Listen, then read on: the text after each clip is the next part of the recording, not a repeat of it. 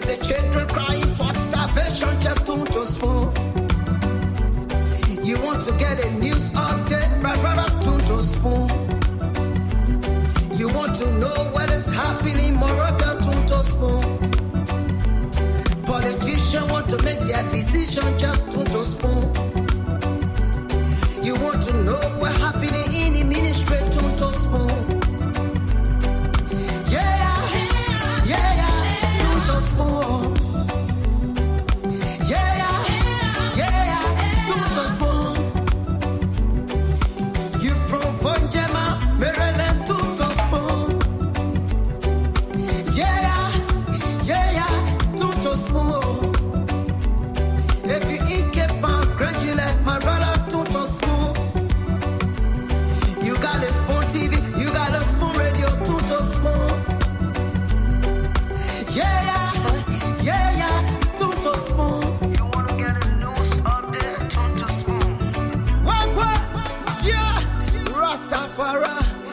Kilibamba, kilibamba, kilibamba, kilibamba, kilibamba, kilibamba. What I want? Yes, you batileo. Spoon TV. Yes, you batileo. Spoon TV, Spoon Ba-da-ba-de-ba-de-ba. Skiddy-biddy-biddy-da-ba-do. Spoon TV, Spoon Entertainment. Kua.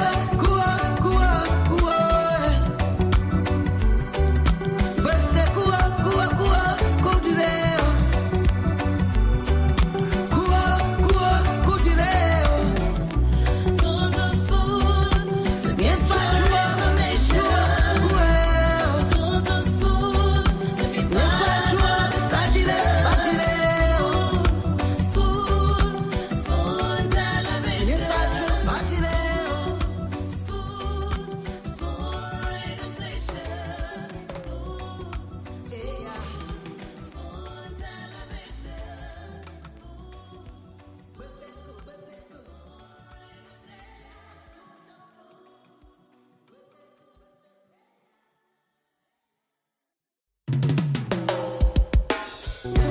Yes, I, a special one from the CEO, Stan Tony with the spoon.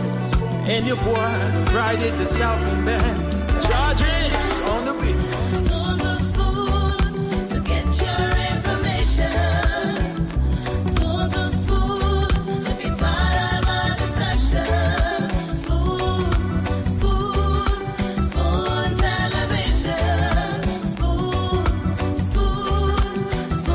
radio station. Spoon gonna tell you what is happening in Liberia. Spoon gonna tell you what is happening in Monrovia. Spoon gonna tell you what is happening in Africa. Just to spoon, you will know. If the children crying for starvation, just to spoon. You want to get a news update, brother, to spoon. You want to know what is happening, Moravia, to spoon. Politicians want to make their decision, just to spoon. You want to know what happening in the ministry, to spoon. Yeah, to spoon.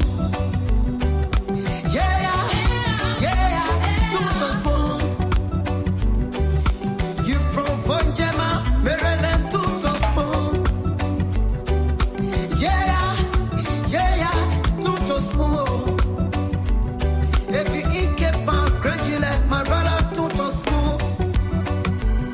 You got a spoon TV, you got a spoon radio, to spoon. Yeah, to spoon. You wanna get a news update, to spoon. What? Yeah, Rastafari.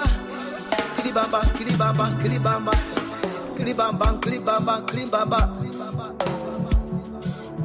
What I want? Yes, you batileo. Spoon TV, Spoon Spoon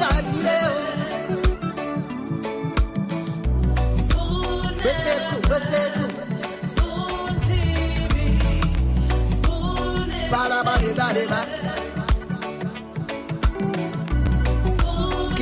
Entertainment, Spoon Spoon TV, Spoon Entertainment.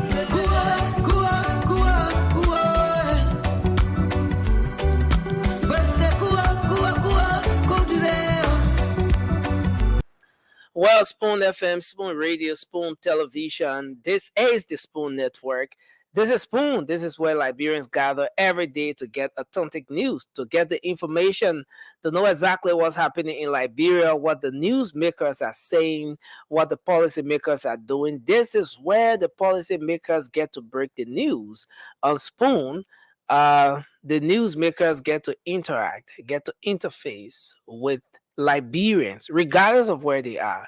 So I'd like to say welcome to another edition of the program. This is Spoon Talk. We are back on your radio. Spoon Talk is Liberia's premier talk show on radio and online. We are here tonight live across the Spoon Network, Spoon 107.5 FM. We're live on Fabric 101.1 and Super 95.5 FM. Many thanks to the folks across the country, our partner radio stations that are always relaying this program.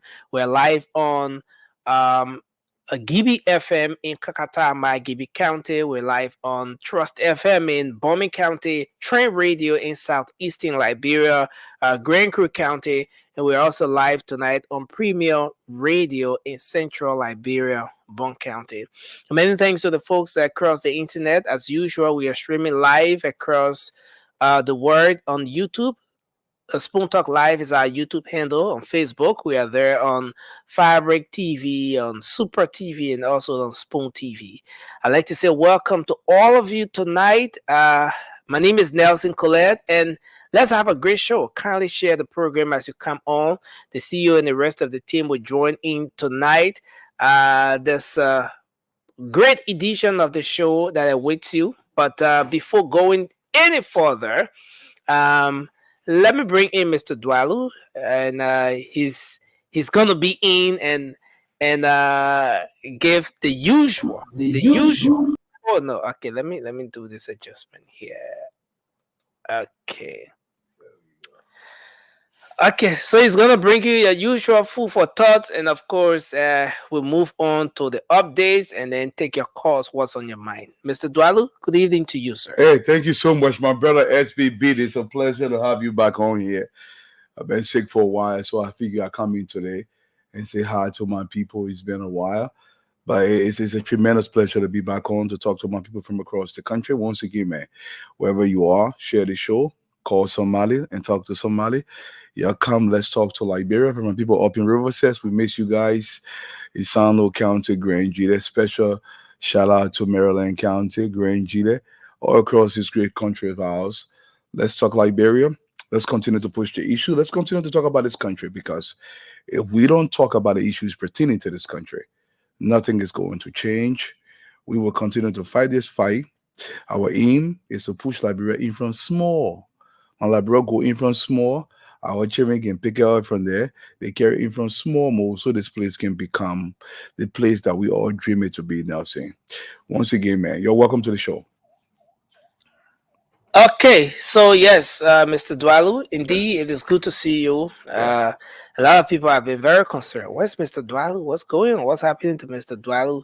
Mr. Dwalu here tonight, so yeah.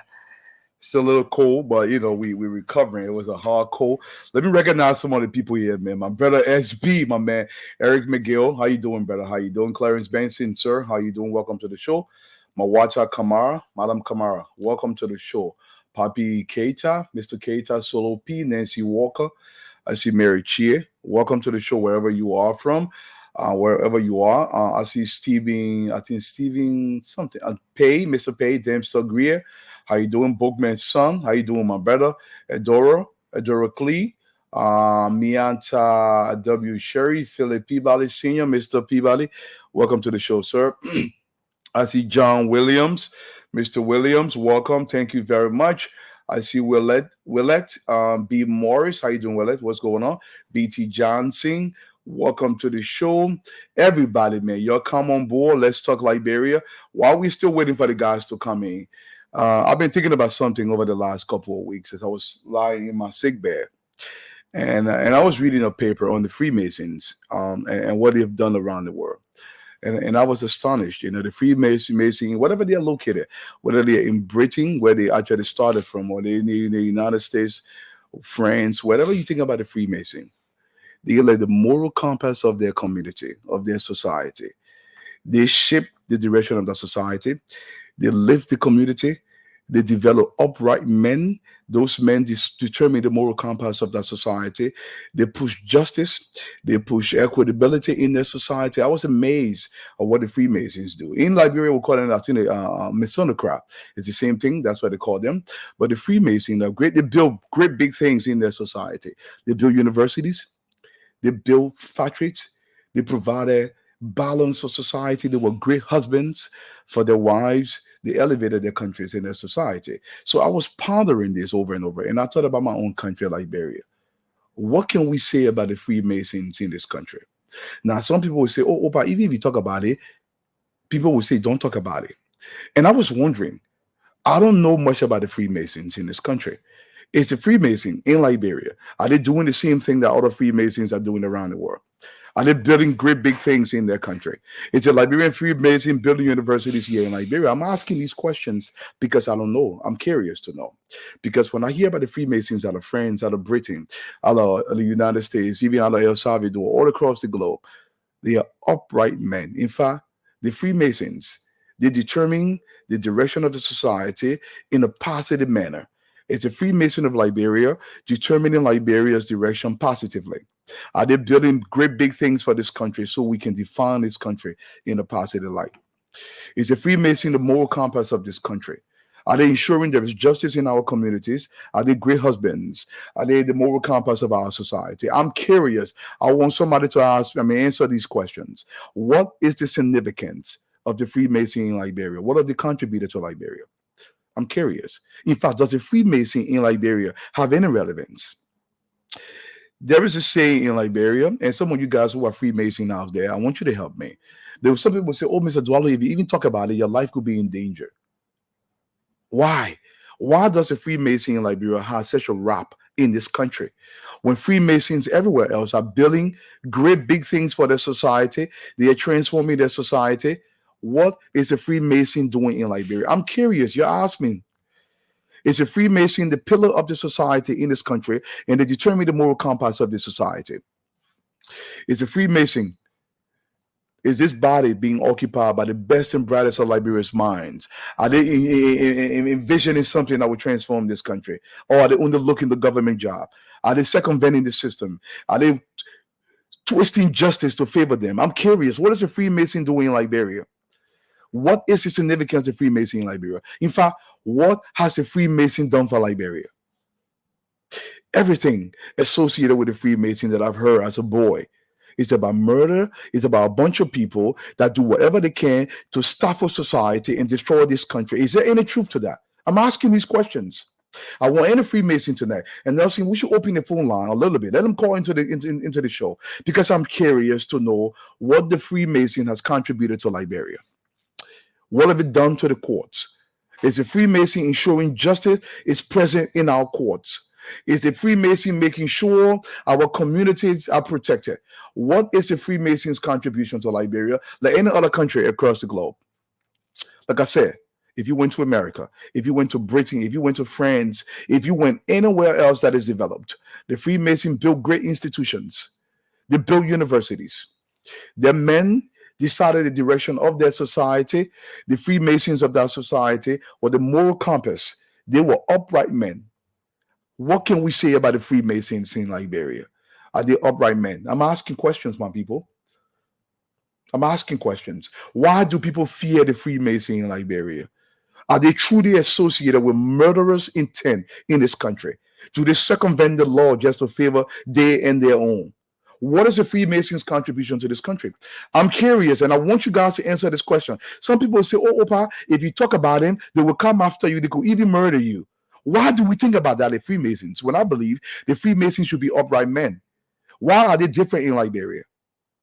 Can anybody who belongs to the Freemason call into the show tonight and tell me and say, listen, Mr. Dwalu, the Freemasons have built great universities. The Freemason, they are the moral compass of our society. The Freemason did this and that and that. Why do we associate the Freemasons in Liberia with everything bad in the society? Is there a paucity to the Freemasons in this country? What is their contribution? I'm curious to know. For some 200 years, they literally led this country. They control the stagnation of this country. Or maybe it's contrary. Maybe I could be wrong. But I want somebody who belongs to the Freemasons to call in the show tonight and say, Mr. Dwalu, you are wrong. This is what the Freemasons have done. They have built great thoroughfare across this country. They have built water systems to make sure we got clean water across this country. They have built great universities that our kids can go to so we can transform this country. The Freemasons are building factories across this country because their men are upright men. Whatever resources they've gathered within the lodges, whatever they are located, they are upping the intellect of this country. What is the purpose of the Freemasons in Liberia? I'm curious to know. I've been thinking about that question all week, and I want to know the reason why the Freemason exists in Liberia. I know why they exist in America because I can see what they've done. I know why the Freemasons exist in Britain because I've seen what they've done. For some 200 years in this country, the Freemasons exist. But I'm curious to know their contribution to my country, to this society. Why do people fear the Freemason? When the Freemasons should be the pillars of our society, when the Freemasons should determine the direction of this country, when the Freemasons should come in and say, Mr. Dwalu, the Freemason is determining that every ministry in this country is owned by government, and government is no longer paying rent. The Freemasons are making sure in this country, their leadership is determining we don't have poo-poo flowing in our streets. And I'm not blaming this on the Freemason entirely, but I'm curious to know the purpose of the Freemasons in this country. Can somebody call into the show, Nelson? Let's open the phone line tonight. And I want to hear from the Freemasons. Tell me your purpose in Liberia. Do you have any validity? Or do you just exist to become a leech on this country? I'm curious to know.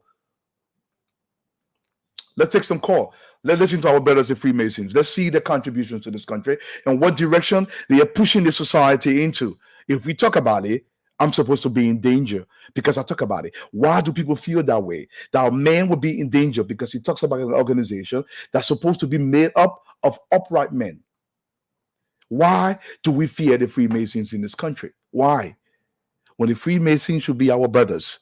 They should guide the direction. The moral compass of this country should be guided by the Freemasons. Like any other society where you have the majority of the Freemasons governing that society for some 200 years. They've governed this country. What is the contribution? Or do they just take paycheck?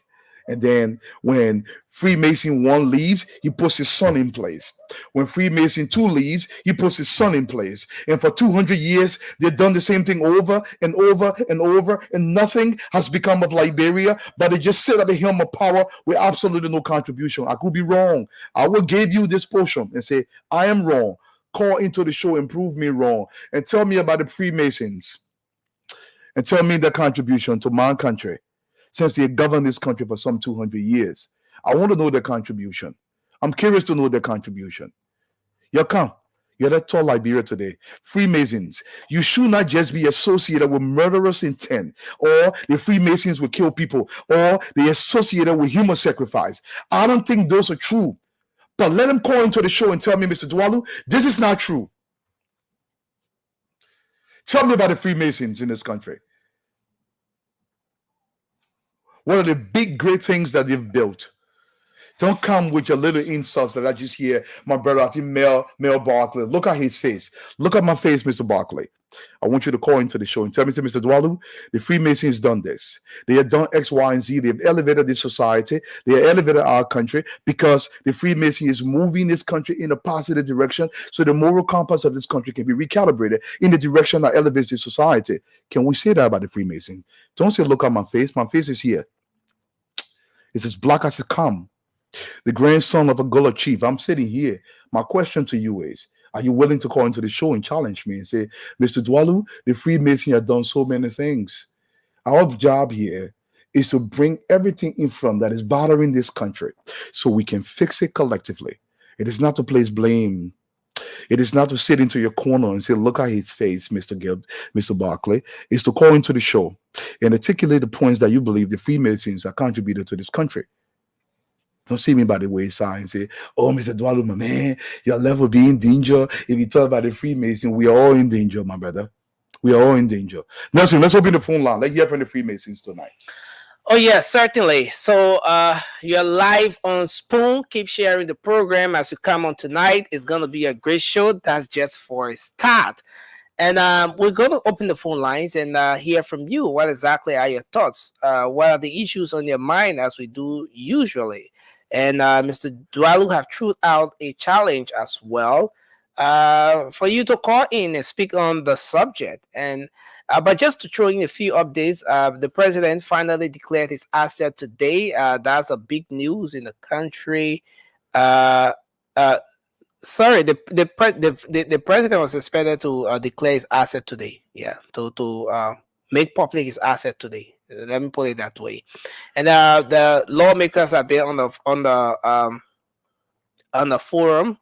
That's the House of Representatives, the 55th legislature, the House of Representatives, have been on a reform forum 2024 at the Farmington Hotel. And it's been under the theme responsive lawmaking, proactive oversight, and people-centered representation. There are other international partners who were in attendance today as well. And of course, that is one of the happenings. Medtech, Scientific, and of course, the representatives from the government of Liberia had a public hearing today. But it turned out that Medtech, after being told that they will have to make available the CEO at the hearing, well, today, unfortunately, there was a communication from Medtech Dubai, the CEO, that he couldn't be in country because of some medical issues after over a month of invitation and all of that. So the legislators, the senators, put out the representative who went there today, the country manager. He was put out of the public hearing on grounds that it was disrespectful to the lawmakers. But not just that, even the communication, there was some issues with the authenticity of the communication.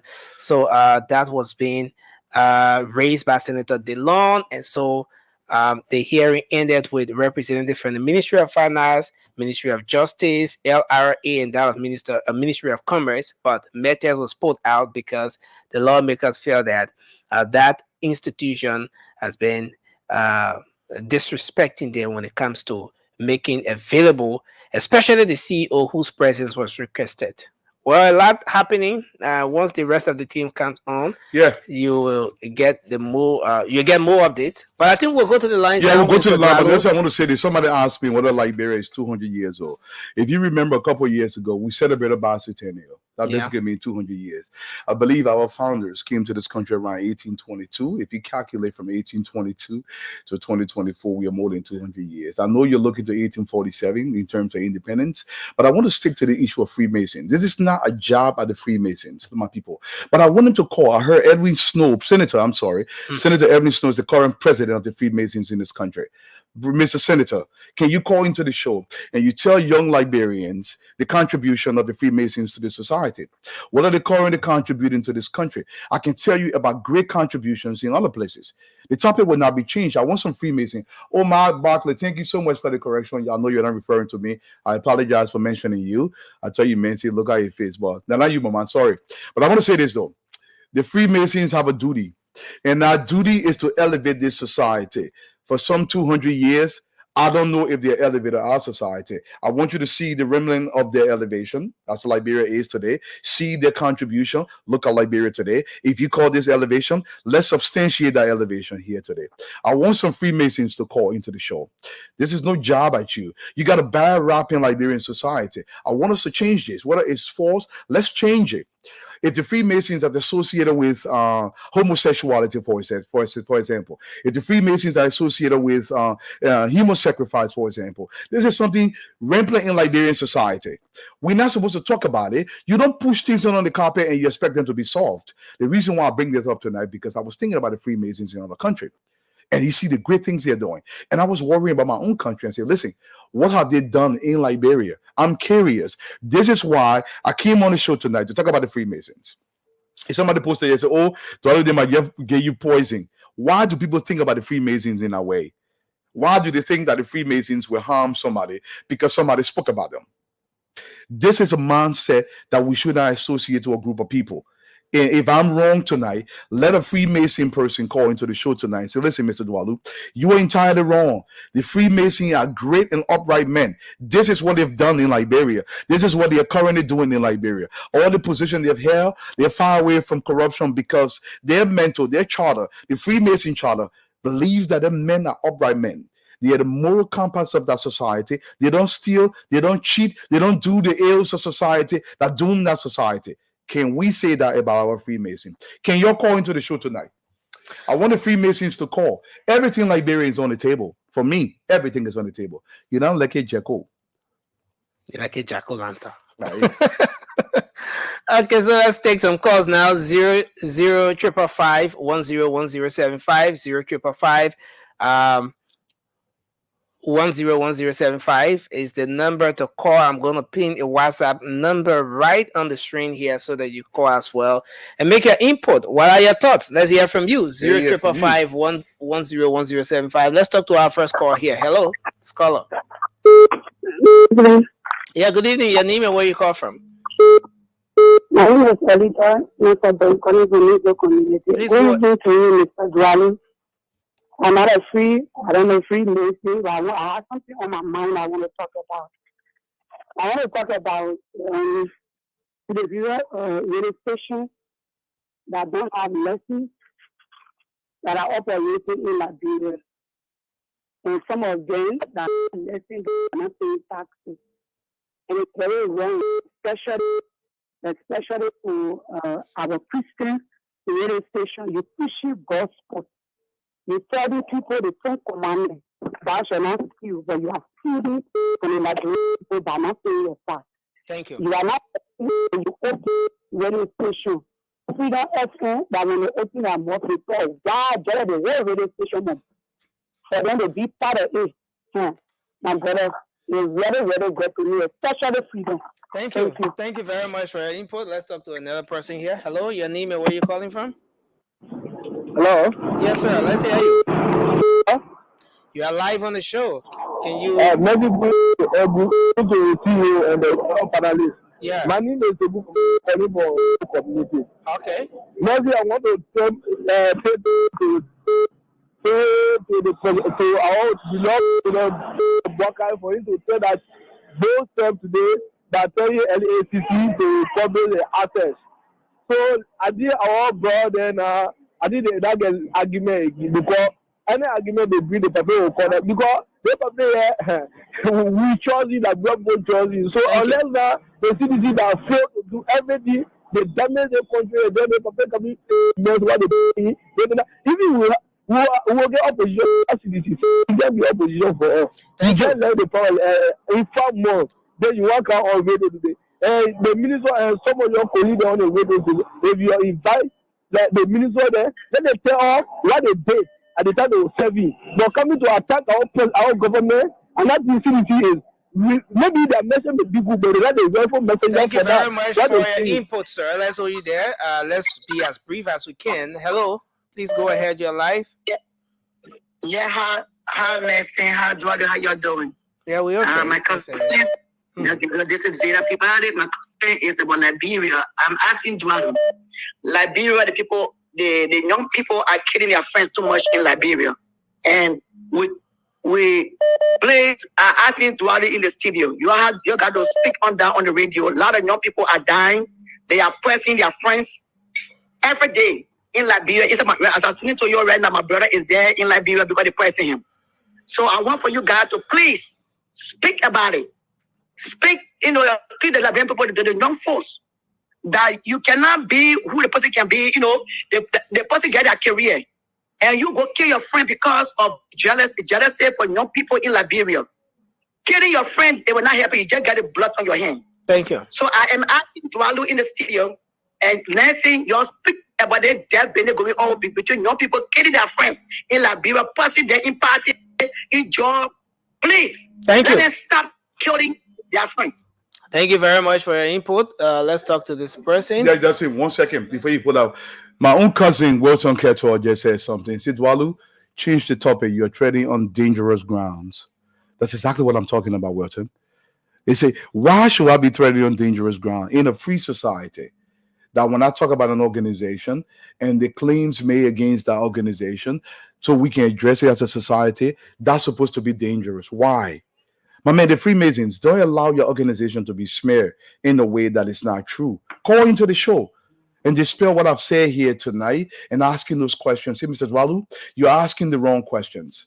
If me talking about this means I'm treading on dangerous grounds, I fear for my country. I fear for my country. Nelson, go ahead, brother. Yes, sir. Mr. Dwalu, don't forget, when you get in Massachusetts, hello. Good I wanna evening. meet Good you evening, to sir. tell you Good 100 evening. acres of land in Cody. Good Don't evening. do rest farming. Good Thank evening. you. Can you hear me? Can you hear me, sir? Hello. Yeah. Okay, so you just coming on. Can you please say your name and where you're calling from, sir? My name is Mr. Lake. I'm calling from the city of Trenton. Okay, please go ahead. James Lake is my name. I have spoken to Mr. Dwalu so many times in Worcester, but we don't know each other. Mhm. But I just like him. And everything Dwalu says is true. Those guys then are fooling you in Liberia. Huh? All of my Sunday schools, I drop it all around here. But over there, they make it look like the society thing there is to harm people. No. It's not to harm nobody. Hmm. But they do that to put fear in you. Okay? They put that to put fear in you so you can't ask them a hard question. They all join in that thing there to steal money from you. So my next point I was raising is, Dwalu and myself have spoken 1 or 2 times. And I agree with Dwalu. He and myself think in the same direction. Okay. Mr. Dwalu, when you get back, call me. I got 200 acres of land in Todi that I bought from here, so that we can start talking about opening restaurants in Todi. Thank you very Bye-bye. much. Thank you, sir. Thanks for your input. Let's take this person. Hello, you're live. Your name and where you calling from? My name is David Colley. I'm calling from Minnesota. Go ahead. Let's hear you. Yeah, I just want to speak on with the point that Stanton raised yesterday about the labor ministry, about whistleblower. I think there are people who came into that government to protect that government, to make sure that this government works for the people. These people are blowing those whistles. Just like Fadika with the LDEA, these guys are blowing the whistle because they want this government to work. And that's a good thing. We should all applaud them. We should all support them. As with Dwalu, with respect to Dwalu's point about the Mason, Dwalu, I don't think that the Mason in Liberia is associated with the Mason around the world. Because for one thing, you said it clear. The Mason around the world, we live in America, all right? We know what these people have done great things around the world, in France, in America, in England. But those guys in Liberia, probably they just get the name to say, okay, you know what? Let's just put this name on us and say we are associated. So I don't believe that. I don't believe that they do have some connection with the rest of the Mason that are doing great things in the rest of the world. Thank you. Thank you very much. Yeah. Thanks a lot for your input. Let's go to the local line. Take some calls. Please reduce the volume of your radio, please. Hello. How are you, my brother? How you doing? Yes, sir. We okay. Let's hear you. Yeah, thank you. John D. Thomas is my name, and I'm phoning from around the Simple River this evening. Mm-hmm. Yeah, let me say good evening to Dwalu. I do not know him personally, but I like how he can lay the basis so that people can understand the layman will understand it. But I will come out other way. Spoon Talk. The last time, I think 2 months, 1 month ago, on this platform, I think I said, do. He made a statement, and I fought hard to come on this platform to make certain clarification quickly. Maybe he fell short along the way because remembering, maybe probably he did not remember that. Now, he said, under the regime of Mr. Weir, there's no day EPs or police officer shot protector. I had that report. He said, no day he could remember. But let me remind him, let me take him to King Grade number 7, where the police shot and killed people in that place there. The investigation was not, they did not bring all the investigation on the IGC board that was killed in King Grade number 7. And Dwalu, this topic on the issue of those guys, look, let me tell you something. The people do this thing to put fear into people. Look, there's second, if you're not part of them, you don't get a job. Let me be very frank with you. They make it so dark that people take it to be evil. They want to kill people. They want to slaughter human beings. So I don't know where we, because everybody will say you got to go up the hill. You got to go up the hill before you become a man in this country. You got to go like this. But again, Dwalu, that's what we found ourselves. I don't know how to get out of this, but I think I will call on the Liberian people to offer prayer to the Almighty God and then take the net from all. Have a big night. I wish you God well. Thank you very much. Thank you. We take this person. Hello. Good afternoon, Spoon family. Yeah, go ahead quickly. You're live. Thank you, Jesus. Paco. I think I can speak to you small in my time and please thank you. I want to talk with you, please. Go ahead. If I get my info, please. You're I live, want to sir. speak pastor to you, please. I mean, my time, Paco. Yeah, but I can speak Baza now. And you want to speak Baza, go ahead. Yeah, I want to talk with you. I can talk it. Yeah. Okay, you on the radio now. You live. listen to me. We're listening to you, sir. All the things that I go, diga ro pa ma ya many nígbà ọmọ akẹ́kọ̀ọ́ ẹjọ́ sà àwọn wíkí yà jẹ́ ẹ̀jẹ̀ pàkó tẹ̀lé play for bẹ́ẹ̀ gbó pa àti àtẹ̀wòrán akẹ́ ní ìbá àtọ̀lú ní ọ̀pàkó mọ́tò máa ní mú nọ̀mà ní ẹ̀jẹ̀ gbó pa ọ̀rẹ́ tàbí àfihàn àtàwọn ọmọ mi kì máa info. Thank you so much to the Spoon family. Thank God to my president. That they put the outside today with so happy. And thank God for the creator of the new year. To come and country, we was a grandpa. They come out never say, and thank God to the Spoon family. To win the ring the house song. You see the country moving somewhere now. They fear they go away small in the country. You see how Kuku to come in the country. Why call Kwame? Kwame, who are listening to their people? Thank you. Why call Kwame? Thank you, You Kwako. see? Thank you. Thank God to the president. And thank God to the Liberian people all pulling together to pay the country. Thank you. Thank you, Kwako. And Nelson, 1 second. Mr. Jackson, I don't know if you follow welcome to the show, by the way. I don't know if you follow I hope the boss will over. Money, can I saw? But let me ask you. Okay, the Korean you did. But listen, I'm saying, you know about the Freemasons in Liberia. I don't know if you follow the initial take, and we heard about them. Whether the stories are true or false, I don't know them to be true or false. I'm asking questions. Should you think that I ask questions about the Freemason and the contribution to the society? I should think my life is in danger, as some people are alluding to on the platform. Why do we fear about talking about them? But devil dog, they owe you that the first thing. No, I'm not even worried about that because who come here to talk it? Because my thing is Liberia for all. If you come after me, I will protect myself and I will neutralize that threat permanently. I don't worry about that. What I do worry about is the elevation of this country. Now, my sister Bennu Johnson said, "With Liberia is not a free country." You're right, Mama. You're absolutely right. It's not a free country. I was just saying that because we have this illusion of being a free society. But Mr. Jackson, what has been the Freemasons' contribution to this country? You know what the Freemasons have done in New York. You know what if everywhere you've lived in the state of Georgia, across this globe. What has our Freemason done here in Liberia to which we can point and say their action in this direction is elevating the society? Can you point to some? Okay, so when I was growing up, I saw them as a cohesive force. I saw them as responsible men. And of course, on the Eastern Star part, I saw them doing a lot of social work. But post-war, I'm not sure what they've done because I don't see visibility.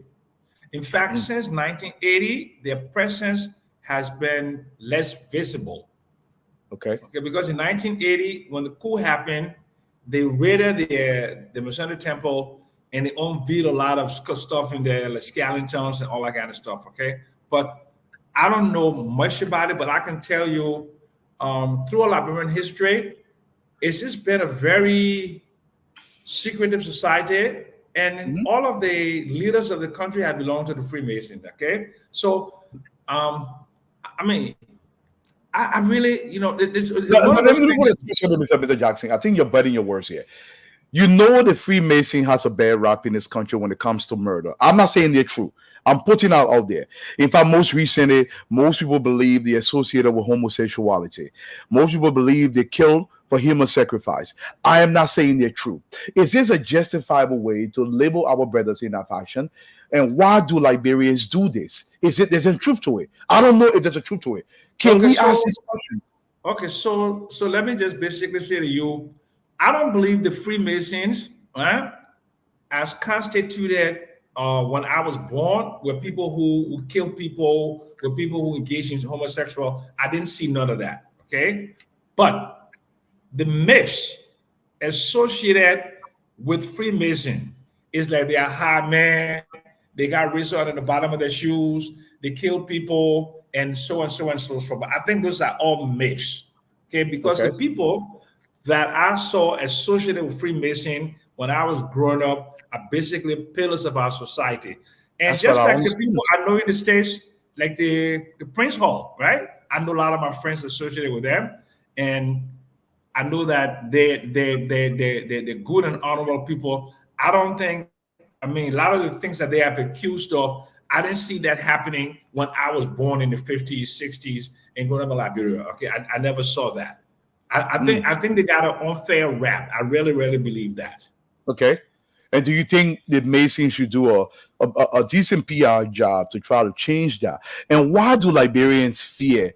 This is the thing. I will keep pushing it because a lot of Liberians fear this. They say when you talk about the Masons, your life is in danger. Why do we think that way? Okay, so Dwalu, my mother was a Zoe. My sisters went to the Grill Bush, right?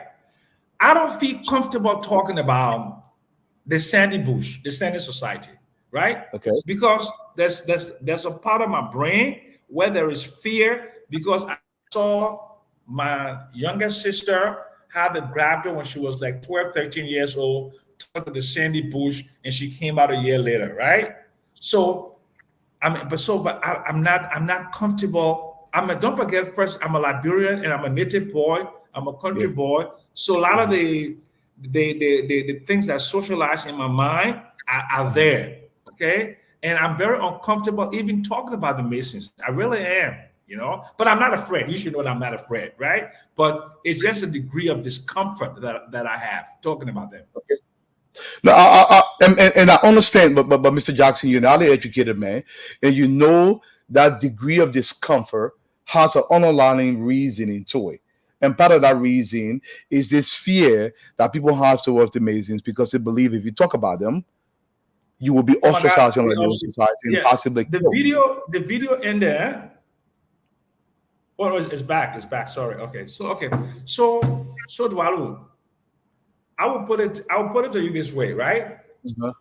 When you're born in Soniwen, and your parents come from a village in Riverset, they're not educated, they didn't read literature and all of that, so they grew up in an environment where any secret society engender is a degree of fear, and they instill that fear in you.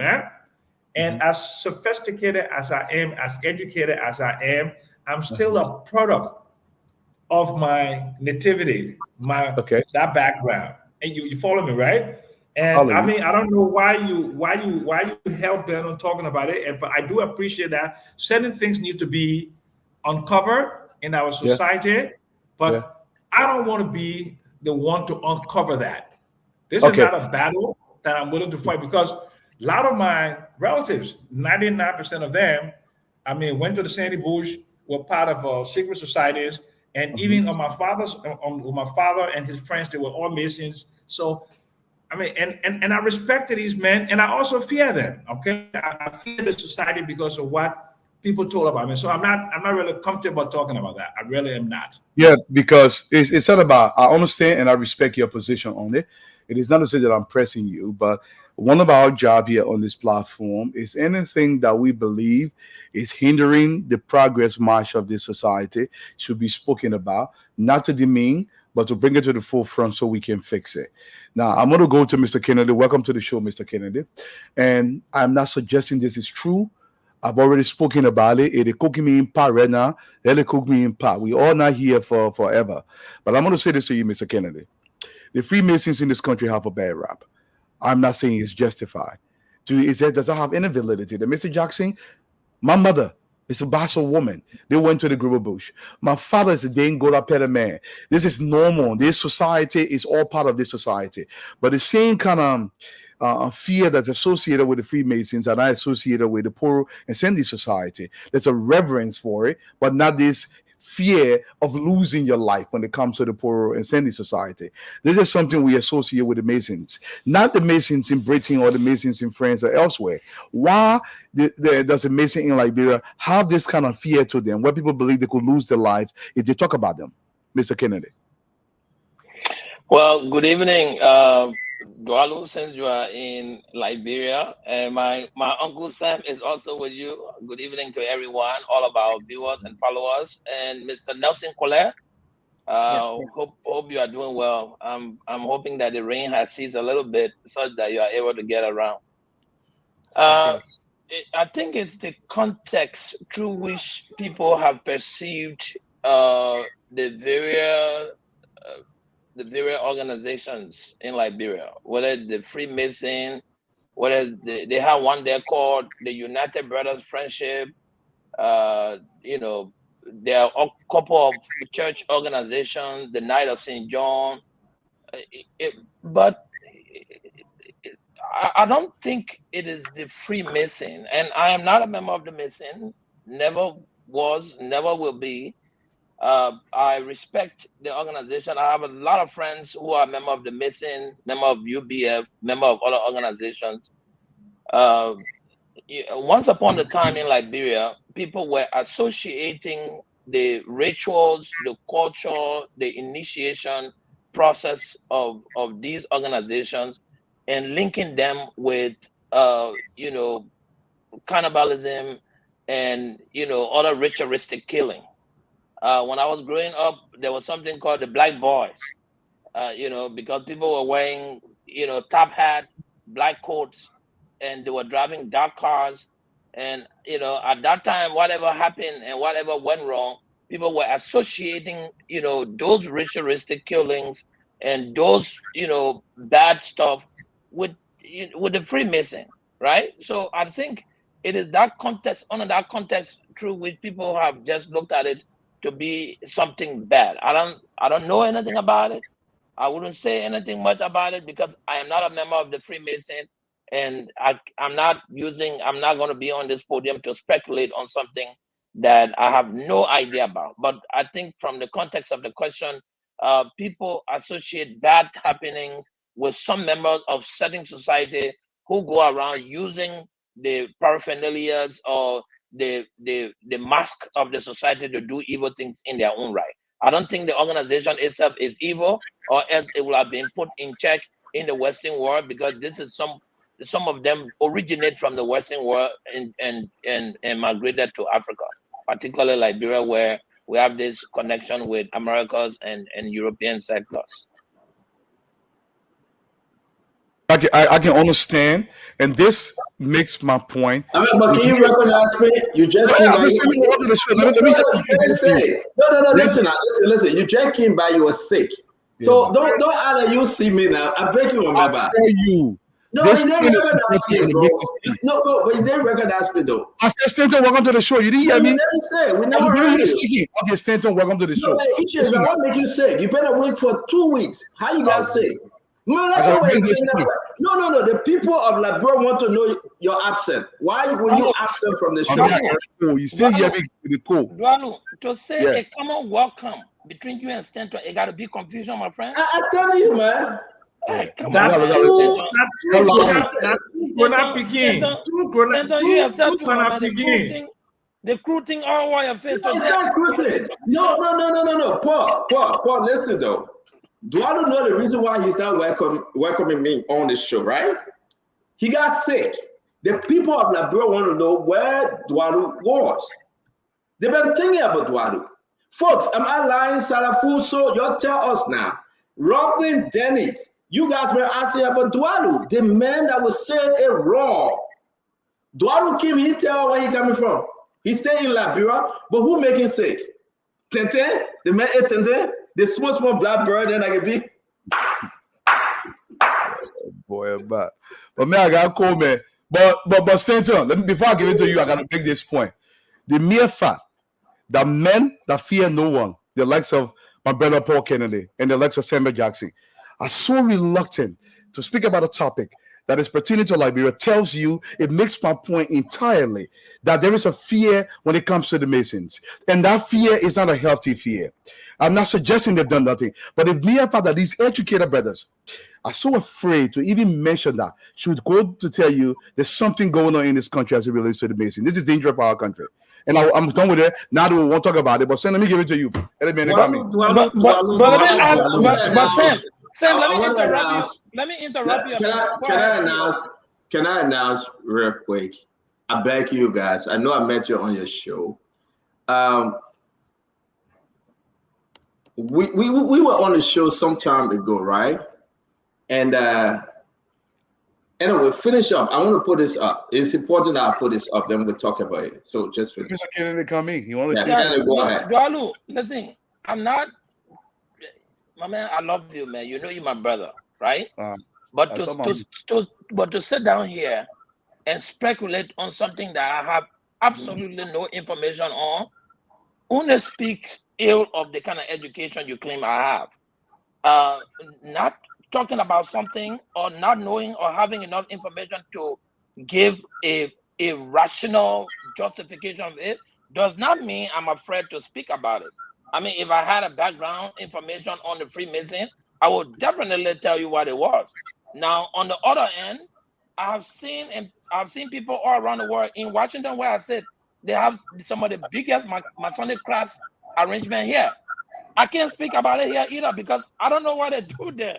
Now, to be curious to go there, maybe it may even prohibit me. I'm not asking for detail, Mr. Kennedy. Yeah, so I'm asking about a known fact. No, but what you are saying that because we are not speaking about it means that we are afraid of it, and it has this cadre of fear that is going to kill us or it makes my point.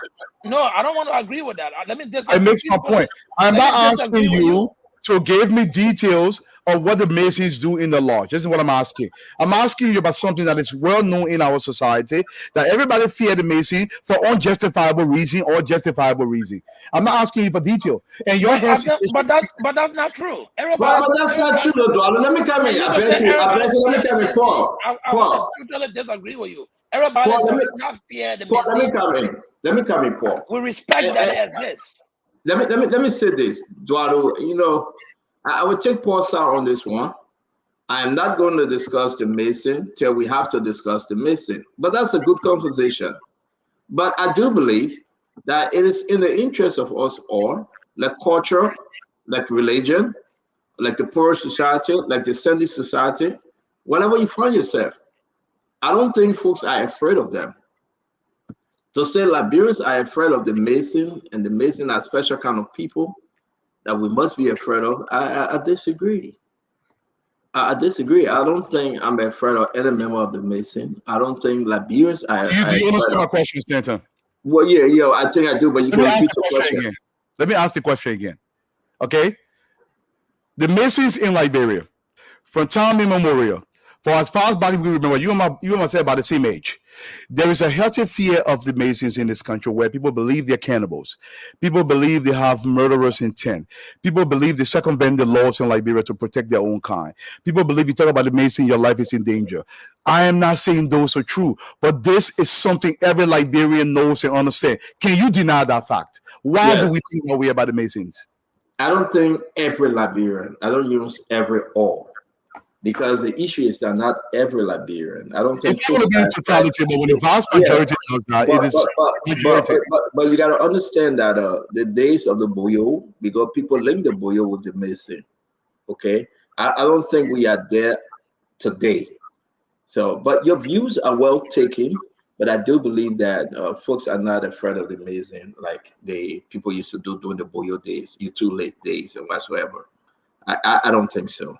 I think it's a society that folks respect. It's a society that when you join, you got promoted. It's a society when you join, you feel that you're in the high echelon of the government or power in Liberia. But to say people will run because Mason coming, they will stand up because Mason coming. Whether it's the SMT or the UBF doing the trouble time they had, I don't think, for real, I really don't think so. But I respect that though. Dr. Richardson, welcome to the show. No. Yes, sir. Don't do that. Let me ask you a question.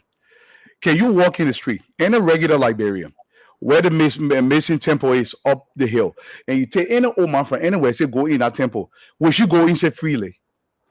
Can you go to Bon County? No. Answer my question first. Answer your question. Answer my question first. No, brother, wait now. Let me answer your question. Can you go to Bon County, Grand Bas, or Lofa, where they get the Poor Society and the Center Society, wherever you find them, and just walk into the People's Society bush? Can you do that? But you shouldn't stand on for any society or organization that you're not a member of. And let me you just made a good point, Claire, that there have been some stigma associated with the Freemason because of how some deviant members of the Freemason use the name of the organization to accommodate or to conduct certain ritualistic activity. Does that mean that the Mason itself was doing that? No, Dwalu, and you know. That's not what I'm suggesting. That's not what I'm suggesting. And you refuse to answer the question because it's the same I'm talking about. That's not what I'm suggesting. Your question defeat your No, that's not. You're comparing apples to oranges. Can you go to Bon County right now and go to the Poor Society and say, can't go inside because I'm a man, I'm a Liberian, I have right to enter in this building, the Center Society? Can you do that? Yes, you can do that. Oh, let me answer the question. Let me answer your question. Yeah, go ahead. People every day in this country take their daughter here and walk to the Center Society and give it to them and say, listen, y'all go train my daughter. The fear that I'm talking about, you're refusing to answer the question. Paul, I will not answer the way you want me to answer. That's what I'm saying. What I'm telling you is, there is a fear in this country. Dwadu, you are wrong. You are not wrong. Have you been to the Poor Society or the Center Society? No, I'm not. You are not saying the truth. You just say walk from from outside because you're not. Every day. Because you're not. You cannot walk from outside and just go knock the Poor Society door and say, let me hear Dwadu. You can say, let me hear Dwadu. You can do that. Yes. You cannot. Dwadu, you're not been there. Stop that. I think what Dwadu is talking about is the freedom of will to want to associate with these societies. Right. I think that what Dwadu is talking about. But also, Dwadu, there is a freedom of will to want to associate with the Mason. I've seen people who say, listen, I want to go and join the Mason. In fact, when I worked with the Millennium Challenge, I had a friend of mine who was a chief of the Masons in Grand Bazaar, one of the lords there. He always said, Paul, listen, let me go and initiate you. I'm like, well, I don't know whether my family will want me to be okay to go and join it. It is at will. So that doesn't mean that everybody's afraid of it. You're missing the point. Let's start our show. Let's welcome Dr. Richardson. There is a fear in this country that is unwarranted. Why that is the case? That is the question. Duado, we need to move on. You believe that there's a fear, and I believe there's no fear. Okay. I think it's equal, no party. You believe that you can. I beg you, Paul Kennedy, we gotta move on, my brother. You believe that you can walk to Bon County in the poor society and say, "Let me hear this is Duado Jr. You won't can't jump." I believe you cannot do that. Yes, you can do that. You can walk and say, "This is Baby Kwana. She will join the Senate Society." I believe you cannot. Yes, so you can do your that. belief is your belief. My belief is my belief. But I believe every culture, every religion, Uncle Sam, every society from every sector within and without the government should be respected. Okay, to each his own. You can be a Baptist, you can be a Pentecostal, you can be the Muslim, you can be the Christian. Your God will judge you when that time comes. I'm not going to jump there. If you don't cross my path, I'm not crossing your path. I'm fine. That's my argument, but I will not condemn anyone. I have not seen a missing. Our father, our forefather have joined this thing before. Okay, whatever the condition may be, the women were SMT, the men was UBF. It's all part of the whole stuff. So I'm not going there, but I have to go. It's a noble organization. You're missing my point. It's a noble organization, but the imagery in Liberia is different. That's what I'm talking about. Okay, Duado, thank you. Or Duado, you know what? For the sake of this argument, because we got to move on, you are right. But I know I'm right. Not for the sake of the argument. I know I'm right. You can't be doing that. I know I'm right. I know the reason why you come in because I know when you make this argument, you've been sick. You've been sick for almost 3 weeks. We got to have that conversation. But you want Chisha to miss it. Missing do nothing to you. What make you sick? That I want to know. You have malaria. You have typhoid. You have fever. You have COVID. You have Ebola. You have Tenten. You have PJ. What make you sick? We want to know. That Richardson, welcome to the show. Queen Richardson, how are you, Mama? Oh boy! I love the necklace. Okay, Miss Uncle Sam, how you doing? You all right? Yeah, man, I love the outfit. You go to school and taught in that outfit today? No, actually, I have to tell you a story quickly. Nobody might be praising your web. Leave somebody web alone. Now your fellow military man. Let me tell you what happened quickly. There's a Liberian woman. We call her grandma, who sent these gowns to the women on the show. Yeah. So I don't know tomorrow, so I usually put my own clothes on right away. And this is the beautiful gown she sent me. It's an African made Liberia tie-dye gown that she sent me one. She sent Fatima one. And so she didn't send to any other person, the men on the show. She said no, right? Appreciates Grandma C. I will call you because she didn't want her name announced on this show. She appreciates the women voices on the show. She loves the fact that you guys were able to incorporate us into some of the arguments here, and so I just love that she thought about us. She liked when you beating us. She liked when you beating us. Now what she likes? I've been keeping track. This is the second time she has sent clothes to them. The second time. I've been keeping track of it. Yep. And Dr. Richardson is just like me. When I see new clothes, I gotta wear it before I sleep. So that what you do. Before you leave it behind, Sonny and stand on it. What happened? Dr. Richardson will say thanks to Grandma for sending the clothes. We appreciate her. It looked nice on you. We want to say thank you very much, Grandma. Folks, if you want to send us something, please remember to send us. Nelson, can you just please turn the cell phone now off in studio? We're getting a feedback. We want to say to everyone joining us, thank you. Share our program. Welcome to Spoon Talk. We are here discussing Liberia issue, the people's issue, your issue. We have Uncle Sam Jackson. We have Paul Kennedy. We have Mr. Duado, who has been been out of the set since maybe 3 weeks. You can ask him what he had been doing. I understand that Duado get one of the best restaurant coming up. We're talking about it. You know, we got to promote Duado business on this show. Thank you very much, Duado. You're imparting a lot of lives, though, to tell you the truth, no joke. We got some feedback. Can we mute a little bit? Because hello. Yeah, it's coming back. Nelson got to turn something off and make some adjustment. I just want to announce, look at, because they said they let Dr. Richardson close, so Glendy coming on a star in her earring. I still put a big earring in her ear. These women have been running competition. We can't have a t-shirt on. Y'all go way in your buglon. Cool people say buglon, I mean the trunk. To go pull all your old camphor ball suit. You know they put camphor ball on the suit, right, Duadu? It be smelling with camphor ball. That's why Glendy can go this.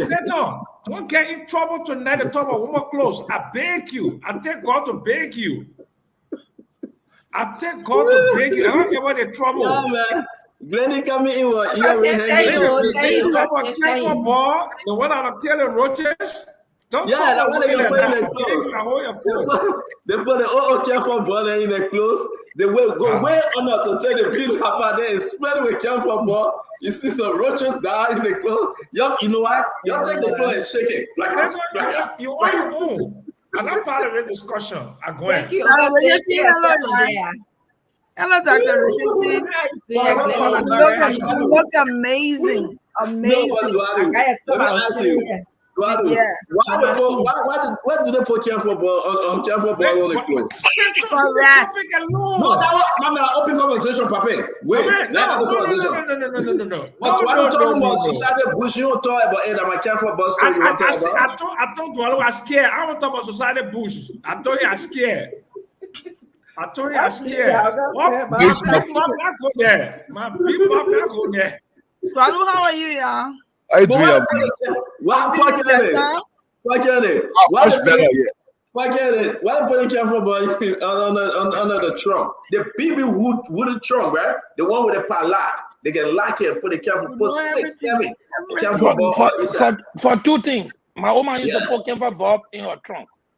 It keeps the rat away and the roaches. It's called mothball. Yeah. So they used to they do it for preservation, to preserve the clothes. You know, sometimes there are a whole lot of places, you know, the cold, the it also takes the moisture out of the clothes. That's what it does. I agree. That's what they used to use it for. But I know grandmothers also do it. Why are they doing it? Why are Fatima, Dr. Richardson, and Glenny doing it? I don't know whether Glenny will be using mob boy here in America. I don't know that. No, if you got evidence, I'm gonna buy. You call it mob ball in Labrador. We call it camphor ball. I'm gonna buy camphor ball and I will bring it on the show tomorrow. I know who all put the camphor ball. The women in America, they got walk-in closet. They got walk-in closet. Okay, all the women are on the show. They got walk-in closet. They don't put their clothes in any kind of a wooden trunk or metal trunk, and they go put camphor ball in there. All the women got walk-in closet. For snakes too. I heard that. No, but against people that say if you ever put camphor ball in your shoe, like Uncle Sam can put camphor ball in his shoe. Putting camphor ball in your shoe, that one a different thing. I don't know. And good thing what you're doing, you need to desist. Mr. Kelly, you heard that it drives snakes away too, the camphor ball, the moth ball? Yeah, insect. It drives insect, and of course, but Glenny, you're not participating. But you know, but let me ask you a question, Paul Kelly, because when you're picking, you have less in your hair. What you can use for the less? Yeah. The one they can go and top of hair can get too. So they'll put top of hair can get too. They'll make the camphor ball hot. They'll put oil on it. Yes. Then they put it on the fire, get hot. Yes. And that red oil, they rub it on your head and they tie your head. In less than a day. So you're really messing your childhood, eh? Less than 1 day, all the legs gone. You know I used to let though? I used to let when they put the 2 fingers together to kill the legs. Yeah, bam. They put it in front of that. Bam. They put the 2 fingers together and kill it. It's okay. Stand down. When I growing up in Zonotan, in Blamotan, Logintan area, one bastard you are behind the leather in a get out of you. So you know you should see the last. Oh, damn. Anytime I go out, you scared of all I want. Time out. One last one, Uncle Sam. Uncle Sam, one last one. I saw you catching. Uncle Sam, one last one. Time out. Okay. Let's go ahead. Let's move on, folks. Beg you, Papa. Yeah, sure. No problem. You see, this is why. Happy anniversary. I want to go ahead. Nelson, can you come on the show? Let's open the phone line. Let's take 10 calls. Sunday is our If anniversary. we get to a happy anniversary, let's ask the people if you ever use camphor ball or you ever use the kill less in your hair. We want to hear from you. Okay? Just 10 calls real quick. That the people show, Uncle Sam, that the people show. We can't do this to them. Look at Granny run away. It look like the potential will really carry you today. Yeah, you ever use camphor ball before? Say that again. Oh man, you ever use camphor ball in your clothes or you ever get less in your hair before? No.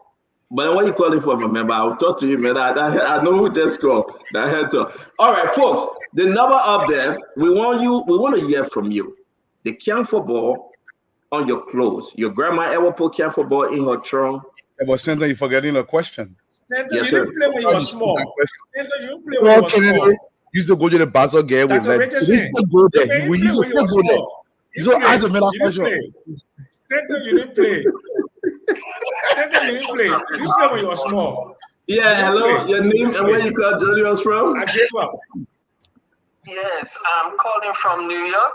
Yeah, my man. You ever use you talk to us, please. I have used camphor ball in my clothes, but I also want to remind you, you're not talking about the jigger in the toes. So jigger in our toes, taking it out. With a dapper pin. Yeah, with a dapper pin. No, you don't. As the weather Uncle saying, experience that. You don't want to bust the jigger. It will get you problem to take it off. You gotta take the jigger with the eye there. If the eye move from there, Exactly. thank you. Another problem, man. Thank you. Hello, your name and where you joining How us you know from? all this stuff, Santa? I'm from North Panton. Hello, your name and where you joining us from? Hello? Yeah, hello. Yes, talk to us, Mama. What's your name? My name is Amy. Amy. I'm calling from- Amy, talk into the phone, please. Yeah. Hi, my name is Amy Dawson. Calling from Minnesota. Talk to us, please. Yeah, I was just about to talk about the Chicago in the toes, Mm-hmm. and then the person came and talk about it. Oh yeah, you had jigger in your toes before? No, but I have some friends. You ever had less in your hair? No, I never. Were you that Basel Jew? That aren't you. You had in there, Annie. I've never had less, but then I love speaking less. Yeah. So my mom had children living with her, and they used to have less. So I used to go fetch them and set them down, and then I pick the less from your hair. You one of those that can put the less in your mouth and eat it? No, I put it on the. I used to see my grandma put it on the. She has some kind of plate. The only Yeah, time but some people can put it in their mouth and eat it, right? Yes, some people can eat it, but I don't. Okay, thank you. I used to Thank you. love busting it on the plate. Thank you. Hello? Hey, Cynthia, what's up? What's good, man? Yeah, I had less in my hair. Uh-huh. Grandma used to pick it from my son. She would take it from my hair and then put it on more and bust it. That's what I'm talking about. I know a lot of women that used to eat it less. It's very nutritional, by the way. Oh, yes, healthy. Yeah, thank How you you. even Thank know? you. How you even know a nutritionist? Thank you. Hello? Yeah. And this Sport TV? Yeah, but man, talk to us. You get less, you get jigger, or you get camphor ball? Which one? A lot of people on Ganta Mission, many years ago, the students, a lot of them had jigger. And they had this man called Segua. Mm-hmm. Segua used to, Mrs. Schofield was the principal at Ganta Mission. And so she used to line those fellas on our own campus, someone that had jigger. You go to Segua, then put the chica and then put, out there. It is so white. A lot of people are infected with chica on Gata mission. Wow. Way back in his early 60s. Mrs. Kofi was there to take care of Thank them. you. Thank you. For the principal. Thank you. Thank you very much. We'll take the last call on this round. Hello, your name? Where you joining us from? Stella, my name is Mormon Johnson, calling from Pennsylvania. Talk to us, Mombo. Yeah, so I was born in Newtown and I lived there all. Where in my life. Newtown? Where in Newtown? I spent like 5 years in Nwapanton. Yeah. Where in Nwapanton? By Chani Pape House? No, I was living in the Taylor Yard. Oh, okay. All right. Yes. So, But you know they let Chani Pape, right? Sure. We used to play checker right there, and the woman used to sell the football. I even know you. Okay. So I'm saying this to say that I've had Jika in my 10 toes, in my hands, in my finger. I've had Jika there. I've had less in my head. And there's another thing. I don't know if you know about it. I've had dog feet or dog legs. I don't know. Inside my trouser. I mean, but don't tell all our secret on that piece. So you not tell. They all don't want to leave it. No. Yeah. But don't tell all our secret. Thank you very much.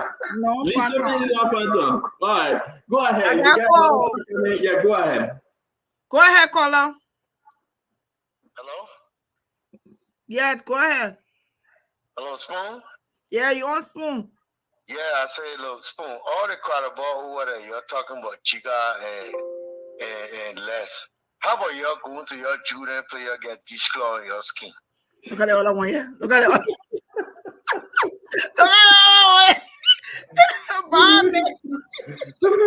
Folks, we want to say thank you for joining us. We're going to take 5 calls from Monrovia, Liberia, anyway in Liberia. Then are you ready, Nelson?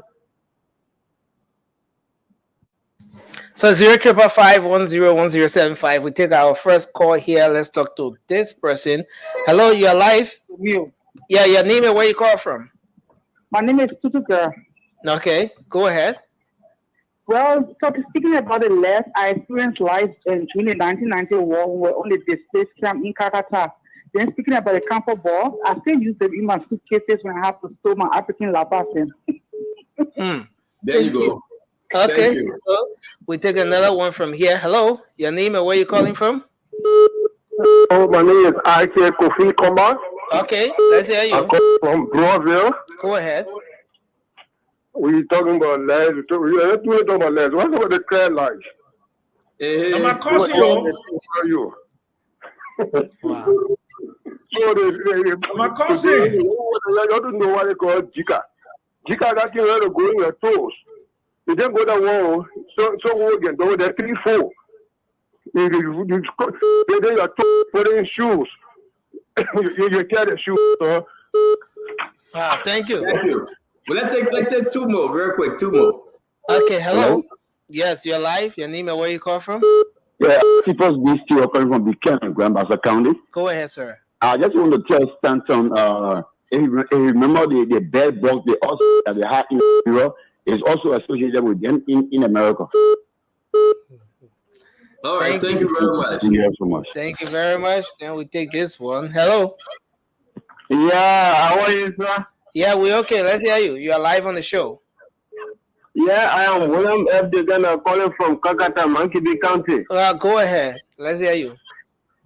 Yeah, when we talk about Chica and that of Les, for me, I had Chica and my sister had Les when we were in our interior Korea district place called Chimistown. Yeah, for the Chica, it was very hard to be treated, especially with our roasting or sick. They have to, like my food, they have to take razor blade to concoct because even from there we were pink, it was little bit hard now, so they will take the razor blade, they concoct it, then they put do hard thing then they there for some of the seed to die in it. Thank you. So, folks, we want to say thanks. Thank you very much. We want to say thanks to everyone. You see, the reason why Dr. Richardson in life, because she never grew up in Liberia. She grew up in Buffalo, New York. So she had to lead from this wonderful Liberia cultural conversation. You got to understand, when we are talking about Liberia, we are talking about Liberia. Dr. Richardson, you eat you on the show. Thank you. Dr. Richardson, you eat you on the show. God, thank you. So Dr. Richardson left because she's not a typical Liberian, right? She's not. Her mom born her at the age of 4. No problem, but Dwadu can speak Bassa. Ask Dr. Richardson which dialect she can speak. Dwadu speak Bassa. Which one you can speak? That hello that you can do in crew that they want you know?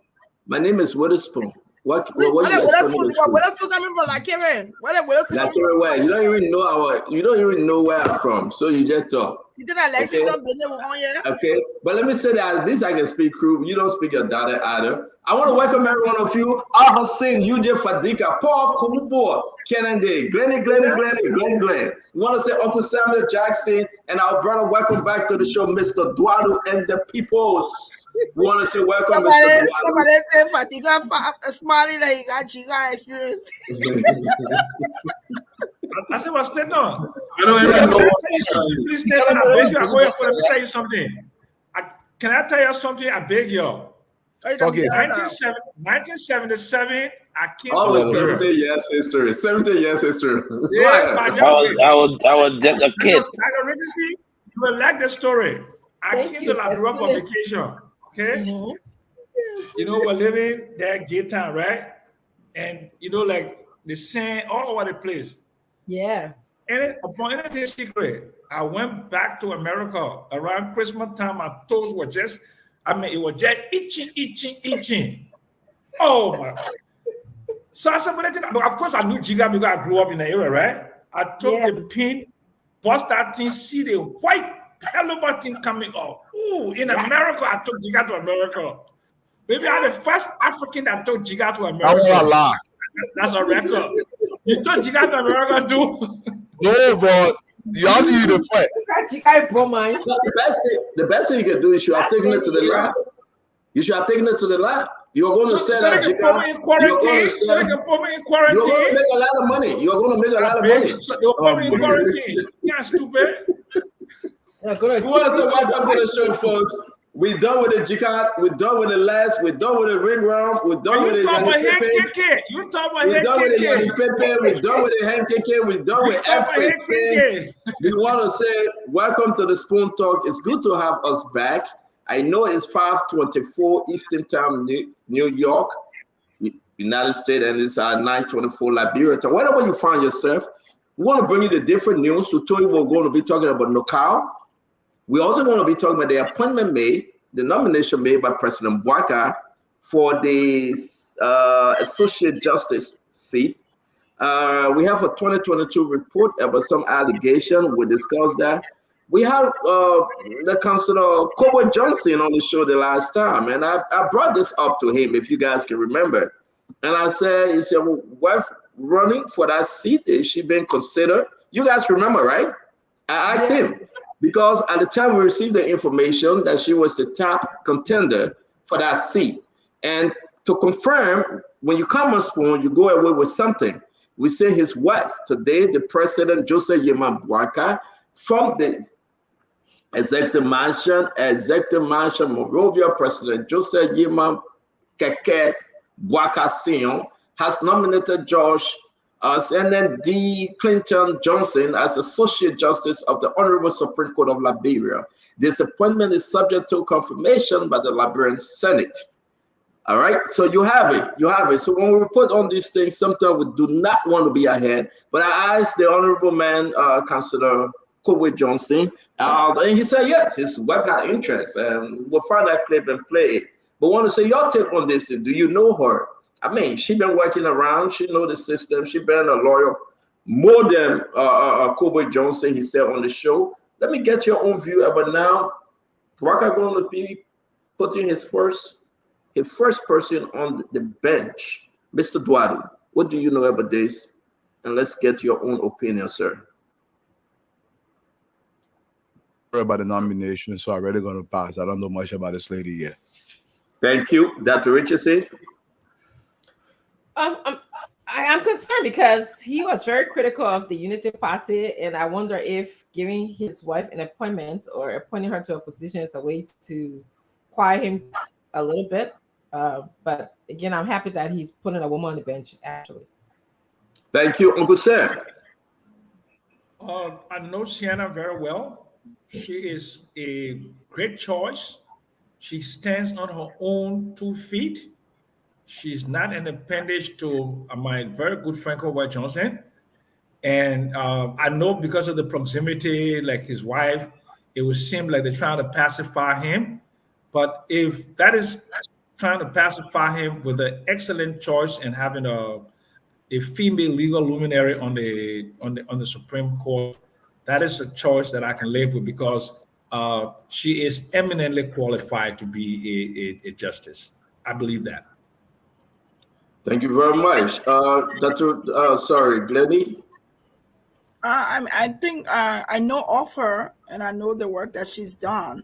I'm excited that we have another woman being nominated to the Supreme Court. So the gender bias, to me, is what's important there. Thank you. Paul Kennedy? Gender balance.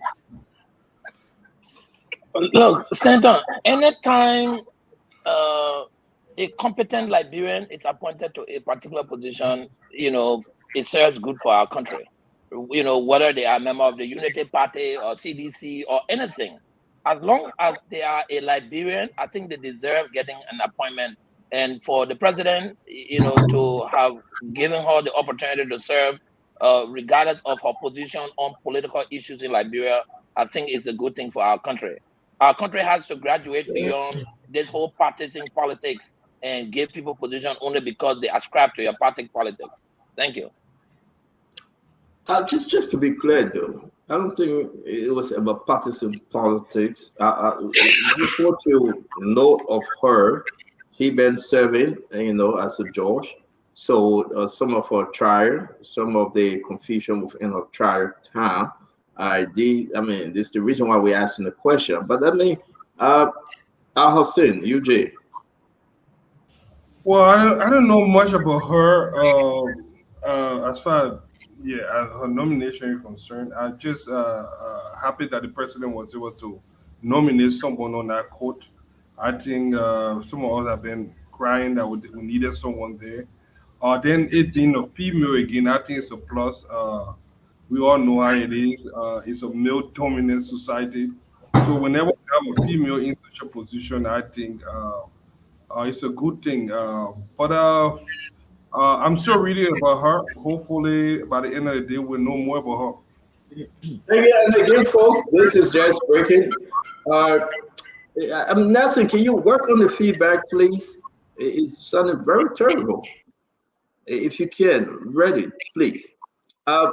This is very important to every one of us. I think let's read more about her, more about her opinions, more about some of the rulings she have taken, and then we'll have an informed conversation next time. But just to announce to everyone, President Joseph Yima Keke Bakrapon Bwaka Sr. has nominated Judge Sienna D. Clinton Johnson, the wife of Kobe Johnson, as Associate Justice of the Honorable Supreme Court of Liberia. The appointment is subject to confirmation by the Liberian Senate. It's a very big news. And also, I'd like to remind folks here, understand that the president, within 6 years, he will be appointing the Chief Justice, because this Chief Justice, this current Chief Justice, Sienna Yo, she will be retiring as per the age guideline. So we can announce that on this term, with long life, President Bwaka will be appointing the Chief Justice. And another person again, so President Bwaka still, if all goes well, he got an additional 2 appointments to make. Another Chief Justice, Associate Justice will be retiring too as per the term on the age limit. So, yes, sir. Equally very important, you will have 3 female justices on the Supreme Court. You got James Etta, Howard Wolokoli. You got the Chief Justice Shannon Yo, and then you have Shannon Clinton Johnson. So it'll be 3. They'll be odd numbers. So you women, don't be complaining plenty. You're in the majority of the Supreme Court. Okay. So the only thing that, All of y'all feminists. You listening to the show? Are you listening? Uncle again, Sam, you sound like Uncle Sam. You sound like saying just because America elected Barack Obama. Look at the kind of smart woman. I'm like, give me smart talking. Obama. Just because we elected Obama, we don't have racism in America. That's what you sound like. No, I said that, but I say when I talk about the Supreme Court is not even gender balance. You have gender inequality on the regard. The women are number than men. So that's gender inequality. So we want to say it again, folks. We can continue. Yeah. No, one thing I was trying to say something for you. You went on. Where she worked, I think she was at Criminal Code E. In some of the cases that she had jurisdiction over, they are scary. Those are like rape, sodomy, and all kinds of stuff. Those are very, very, very crucial issues. So I'm looking closely at that. I will see what the rest of the panel. Well, yeah, we're gonna read about her. Again, this thing just came out. A lot of folks, Liberian, read about her. By God's grace, she will be the next Associate Justice, replacing the former Associate Justice, the late Associate Justice, Joseph Nangwe. All right, we want to be very clear on the record. Again, let me repeat.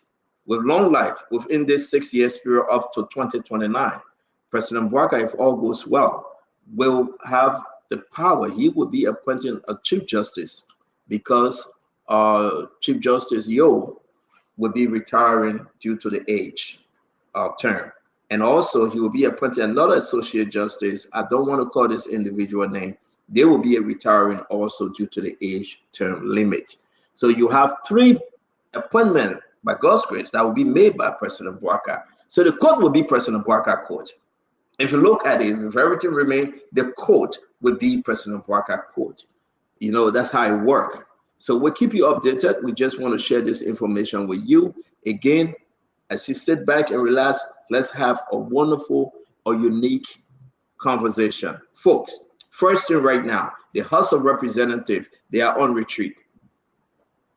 The House of Representatives, headed by the Speaker Funati Kofa, right now we can announce they are at Farmington Hotel. They are eating, they are drinking, they are discussing, as I said, national issue, huge traffic, a lot of security, a lot of folks. You can ask Dr. Bukla, he will tell you.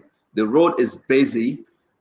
We know the budget they gave to us. We don't know how true that budget is. I was able, unfortunately, to speak to some of them last night while they were gathering. I spoke to 1, 2, almost 6 of them on the video call. They are in good spirit, but we want to see the money. We want to follow the money. We want to know what's up. So that's the story. Mr. Duadu, what do you think? I mean, the House, they are in retreat, Mr. Duadu.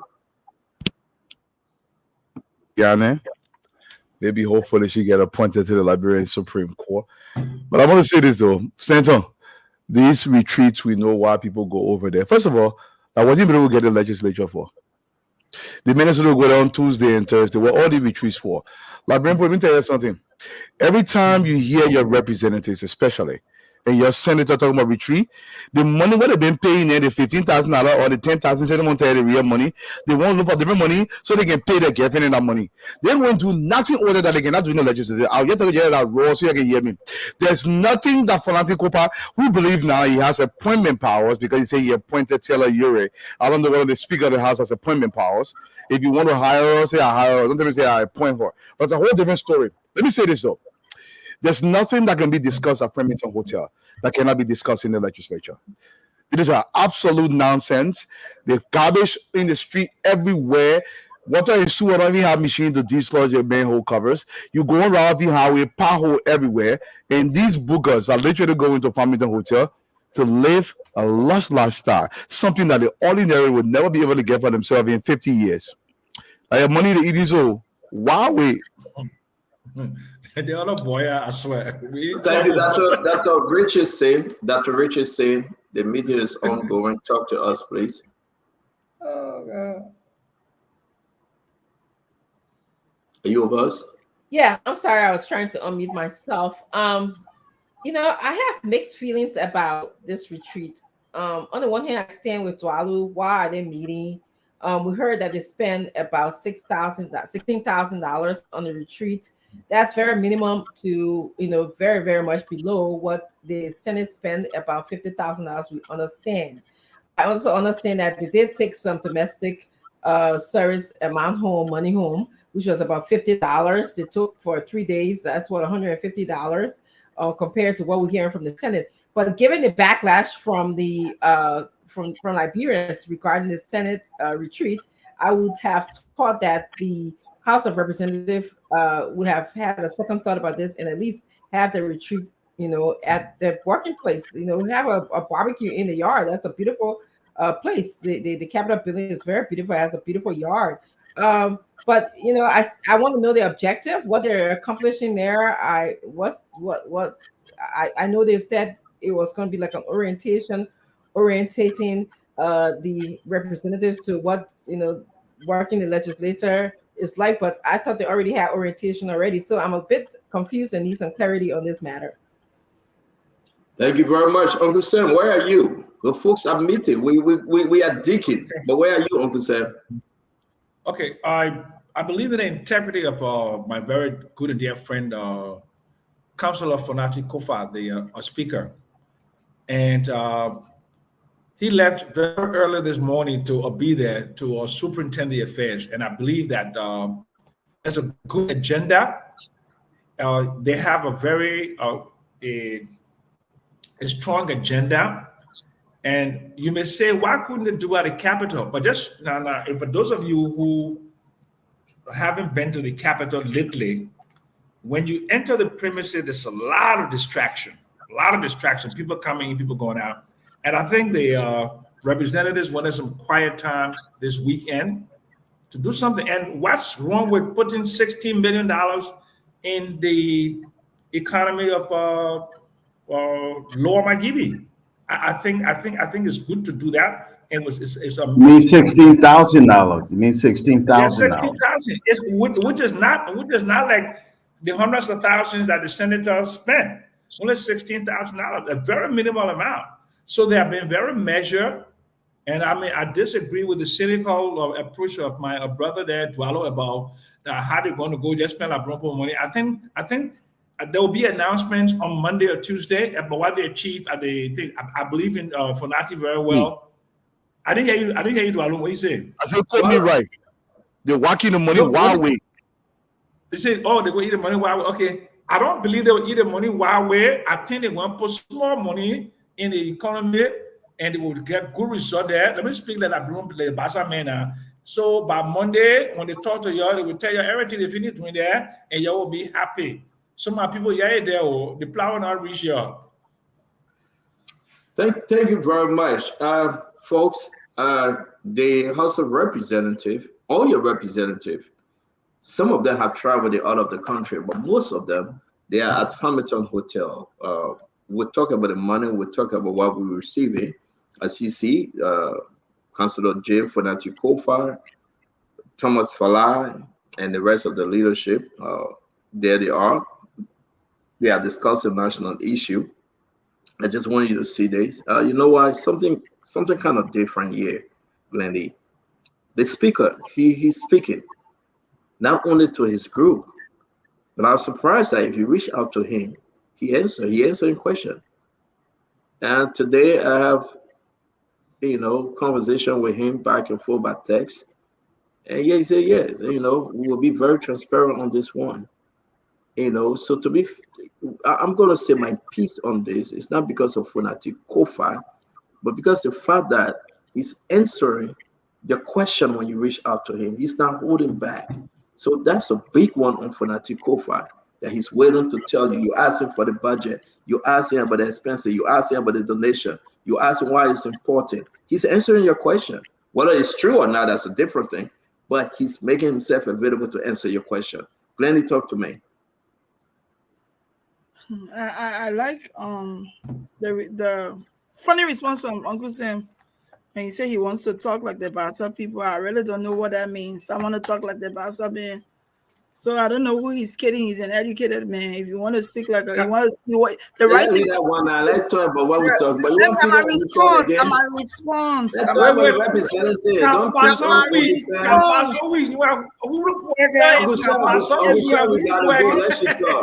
If you want to speak, you can say, I want to speak Liberian colloquial, not as a Bassa man. I don't know what that means to say that. So, and I am a Bassa woman, and I am a Bassa. I'm a Bassa woman. It behooves me to correct that. Anyway, I think the Senate, you can find a paper for now until tomorrow. You say it behooves me. Who cares? Let's see our conversation. Dr. Francis Shani today. We're not taking interruption from you. Let me tell you. The man a Bassa man. He said, I'm a Bassa woman. You know how long Uncle said being a Bassa man? I don't know. Bassa man too. You finished? I waited for you. We gotta move. Oh, okay. Let me continue saying you finish now. But anyway, I think the speaker will do his best to make a difference compared to what we saw with the Senate. And I think he's already starting that by being transparent and talking to people. I only hope that the reason for them going will be something that will be beneficial to the House of Representatives. Like, we want to know why they went, we want to know what they're going to learn, we want to know if there's going to be a change, something significant from the retreat that they're going to have. But I'm looking forward to us, as he purports to be a transparent person now. We want to see and hear everything about it, including seeing what the budget is and all of those things. So hopefully we will see the difference. Thank you very much, Stanton. I'm done now. Thank you very much, JJ. Paul, you want to talk to us? Yeah, CEO, I think the retreat of the House of Representatives is or should serve as a strategic gathering where, they as a group and a branch of government will do some strategic planning. And I'm talking about planning to look within themselves, within the organization they run. They need to look at the policies, the internal policies. They need to do some team building. They come from different walks of life with different backgrounds. This is the forum through which they should review to do conflict resolution. They should do some networking, but they should also forecast a training and developmental section for themselves. Coming with the background they come with, and now coming into government, they need to be able to be on the same, path as of how they can look at the developmental agenda of the country in a wholesome. So what I'm expecting to come out of that legislative forum, the representative retreat, is a clear legislative priority. What is the House of Representatives going to prioritize in the next few months and maybe even in a year? What collaboration are they looking at improving internally and internationally? There are a lot of things looming over the heads of Liberia and Liberians. How are they, as one of the branches, in fact, the first branch of government, what are they doing to work along with the representative, the executive branch to be able to move some of these things? A unified vision. What is their vision? So out of here, they should come up with a clear strategic goal and priorities of how they intend to support the success of the government. But I think it's a good thing to have a retreat. It will help them to redefine all of the legislative processes. There are so many things that are not going as far as steps one should be. So it will help to strengthen their public engagement and other things.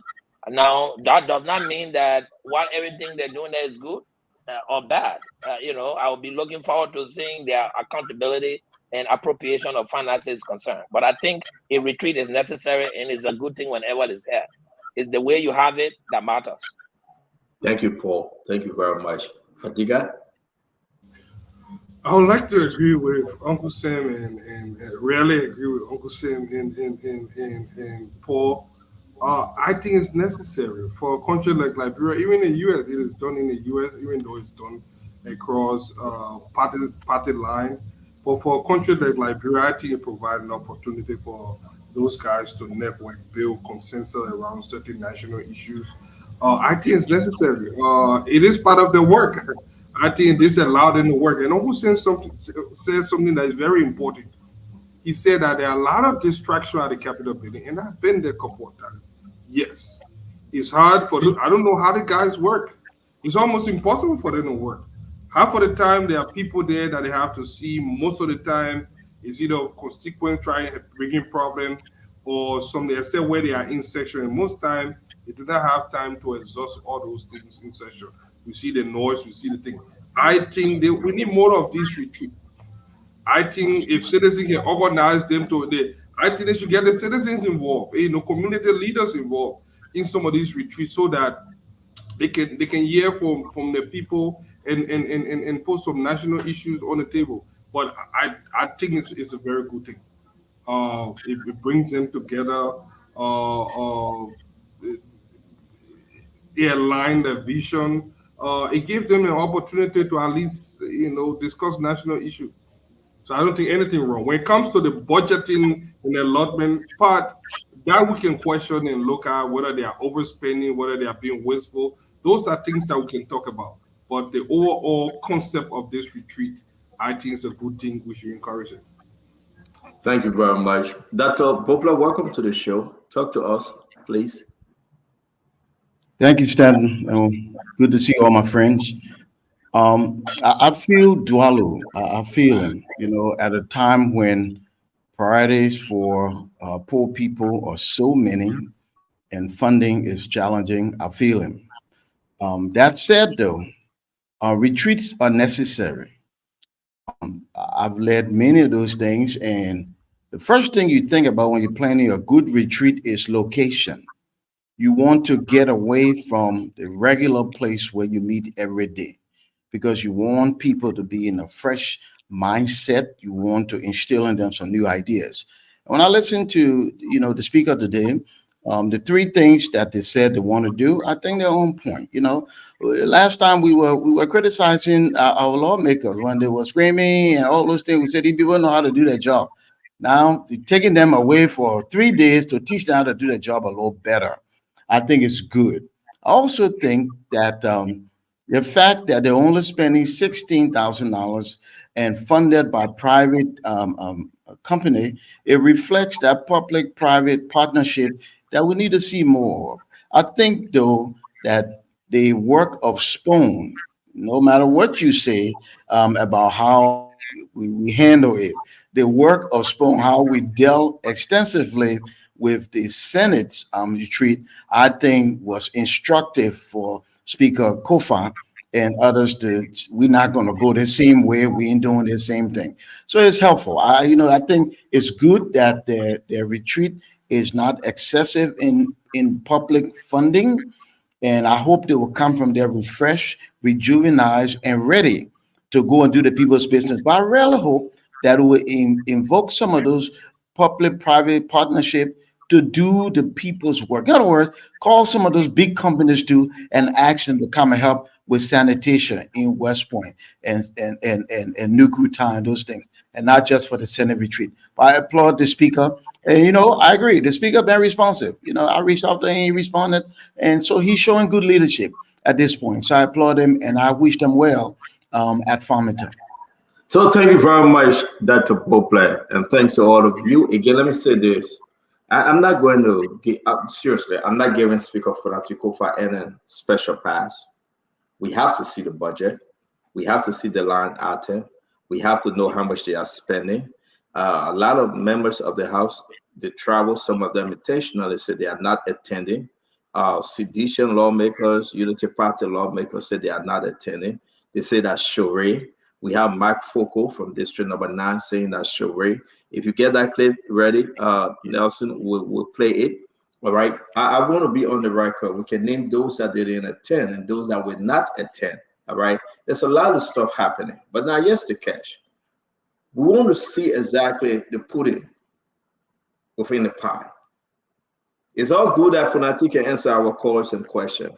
It's all good that Funati can you will change it because of the noise.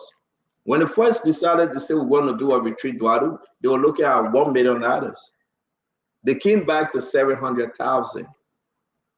Funati said we need money. We're going to go to NGOs. Are they breaking the law by going to NGOs? Have NGO contributed to this? Let's get into the breakdown. Let's go deeper. So I will agree with Dwalo. I will not be able to celebrate for that Kofi. He take the call, it's fine. He's the speaker. He should take everybody call when you have the time. But how much are they making? Give us the line item. Don't give us one story, say 50,000, then we'll go look at 700,000. Then we'll go look at 550,000. Then you say we didn't take DSA. But if you can the House of Representatives receive DSA and the Senate say we can't receive DSA? I mean, what's the story here with Yombly? But we'll come to that later. So these are the things, Duadu, I want us to get straight. I am not going to celebrate these guys because when we ask for the numbers, this is what they give us.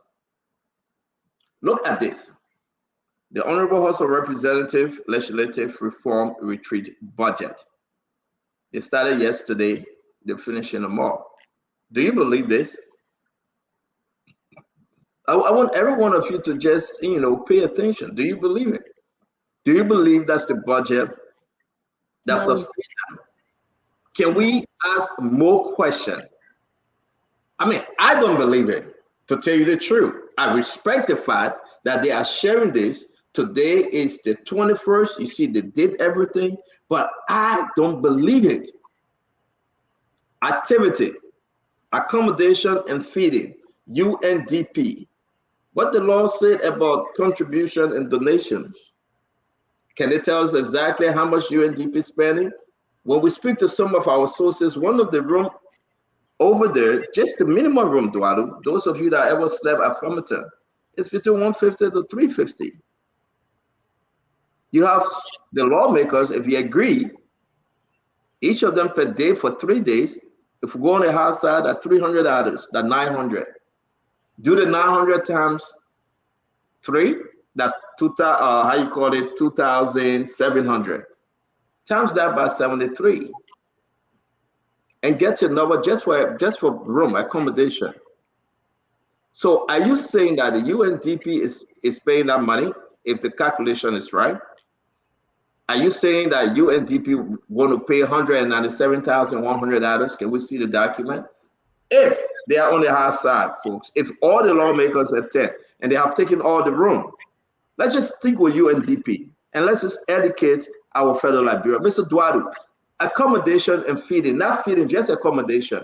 If we go on the high side, $197,100. Do you believe it, Mr. Duadu? First of all, Stanton, if you I've stayed at Farmington Hotel, that number is not correct. But I want to get something correct here before I forget. My brother Fadiga said something which is 100% correct. He said the legislature is chaotic. But the excuse, I don't buy the excuse, my brother Fadiga. There should be order in the legislature, led by the speaker to make sure there is order. If it's chaotic, it means our leadership don't understand the role or the position they occupy to make sure the people's house is orderly. It is chaotic because they allow it to be chaotic. The excuse that because it's chaotic, they're going to go elsewhere and spend the people's money and telling us, hey, listen, we're spending this amount. Unless the person that owns the hotel is giving it to them free of charge. But even the food at that place is not cheap. Look, I will continue to say this. And people will think I'm saying this because I want to throw job at these people. Look, these people hold an awesome responsibility. Dr. Brubeck can bear this out. This is an awesome responsibility to leave your name in for all the posterity to celebrate. And yet and still we come to the people's job and we behave as though we have arrived. Stanton, today I was driving here to the studio. And I saw these massive SUVs, like Representative 5, Representative 7, they all have these blinking, flashing lights, massive SUVs that you would not find in New York City. This is what was scattered on the road. I hate to say they are going somewhere to do the people's bidding. They were going to do their own bidding. Now, Liberian people, you will continue to sit there. I'm going to say this and I'm going to leave the show tonight. I'm going to say this to you. If you continue to allow the people that you have charged with changing your life to treat you however they feel, and you do nothing about it, they will continue to knock us on our head intentionally in front of our wives. The senators, the representatives don't give a crap about how you feel. This is how they behave. The legislature is chaotic because they allow it to be chaotic. They refuse to do the job. So they can say, we're going to Farmington Hotel where nobody is. So we can sit down there. Like I said, and I will repeat. They will eat our money. They will walk it wild way because guess what? They're not working for it. At the end of the day, they will come to Dualu place to pay taxes. I will pay my taxes. But I know what's going to happen to the taxes.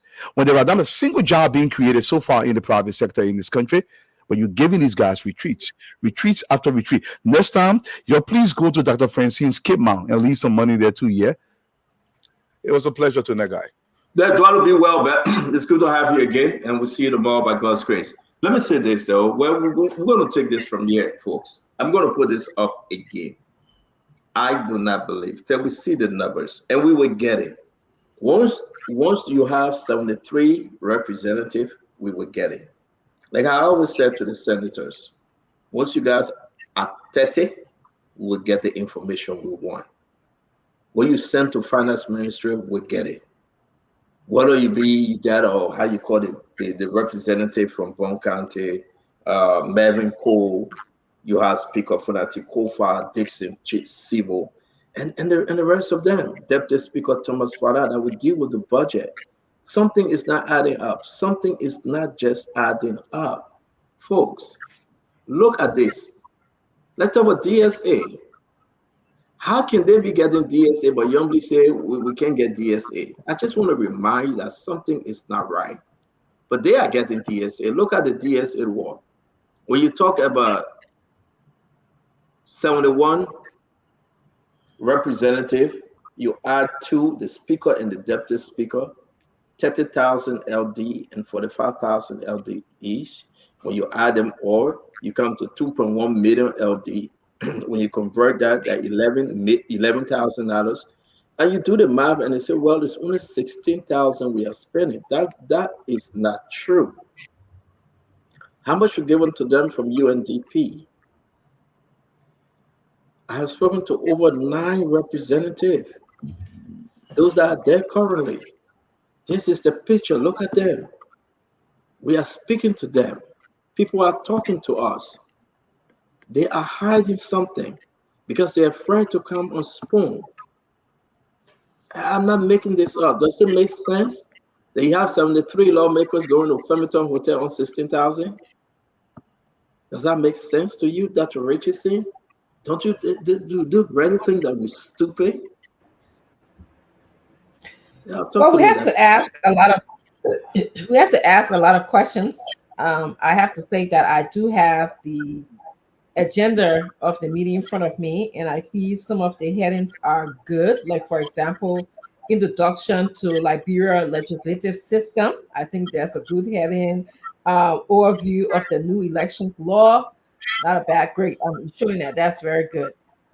Those are good things. I also see they have gender equality, and temporal special measures. So those are all good headings. Well, your question is well placed, Stanton.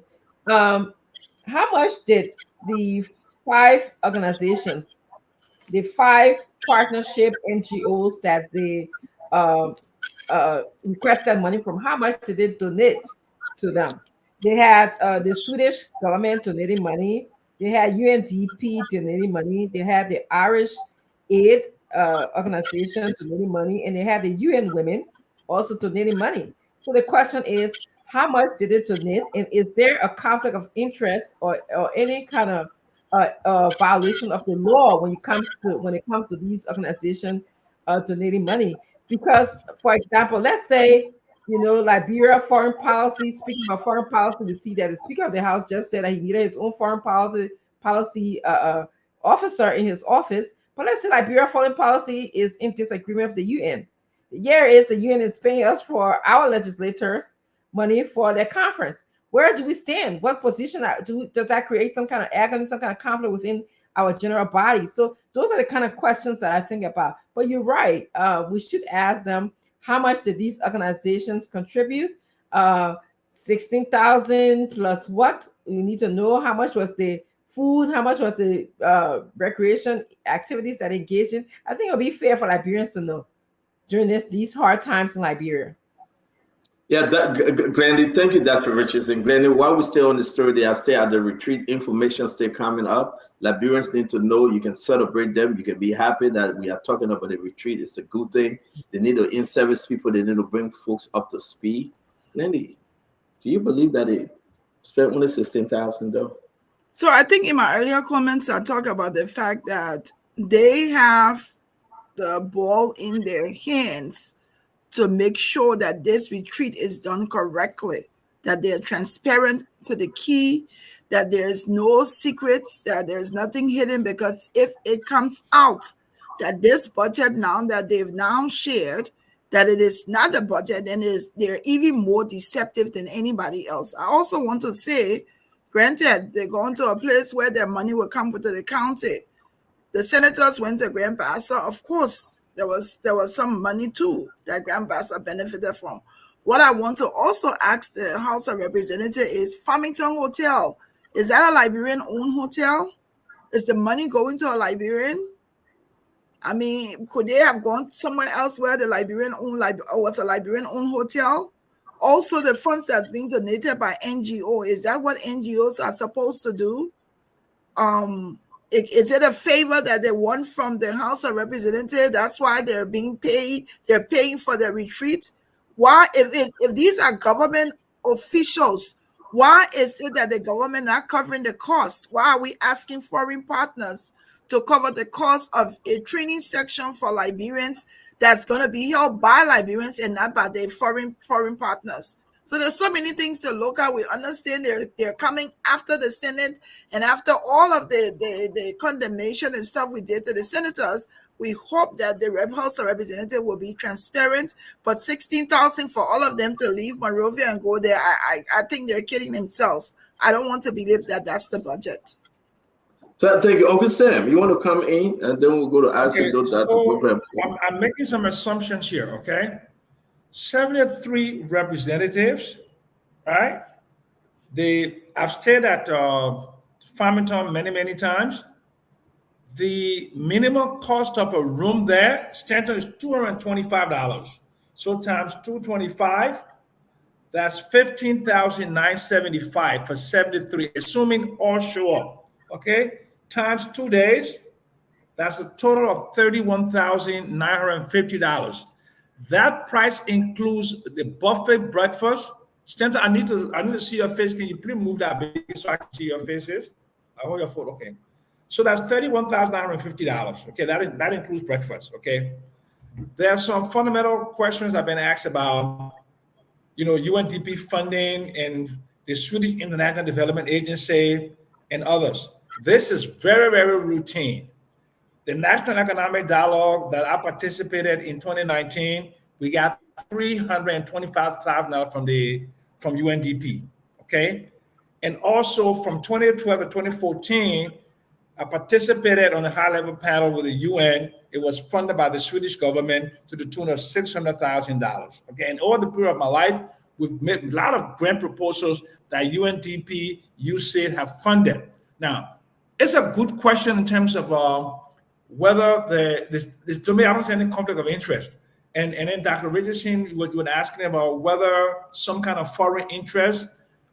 I mean, Liberia is a donor-driven economy, and a significant portion of our development budget is funded by the OECD countries, which are basically Western nations. And the Western nations have typically a Bretton Woods approach, a Washington Consensus approach. And Liberia is a Washington Consensus country exhibiting all of the characteristics of Bretton Woods institutions supporting a poor country which is underdeveloped and so on and so on and so forth. It's not private sector driven. So you have some very, very good questions to ask now. But I don't see how the Swedish government, what is Swedish, what should I say, strategic interest in Liberia? Because there's no Swedish investment in Liberia. I don't see any Swedish security interest in Liberia. I don't see UNDP is a UN agency, and UNDP is characterized by funding development for Liberia.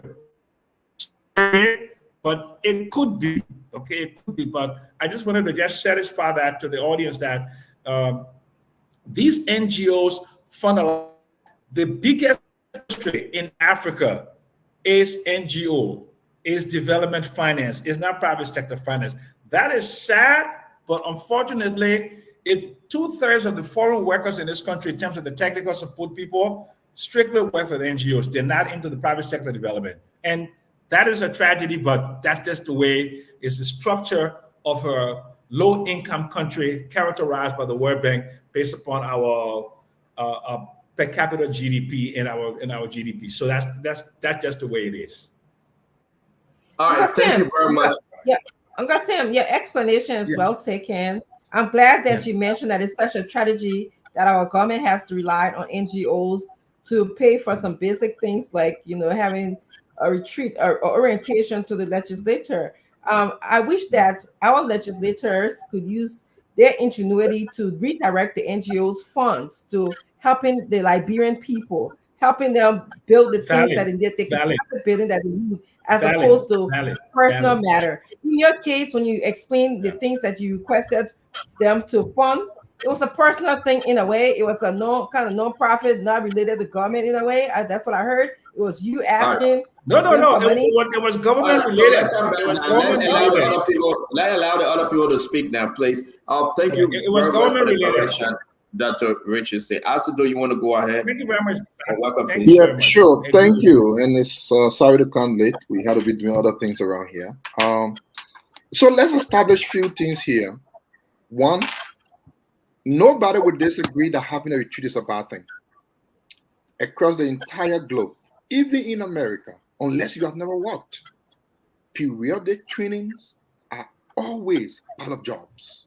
Any job you do, any part of the world. It's bad to come on the show late. I am sure no one is arguing that it's bad to come on the show late. We passed that already. Nobody argues. We're talking about the budget and things, right? So that's my point I'm giving out. So no one will argue that having a retreat is a bad thing. Absolutely, it's a good thing.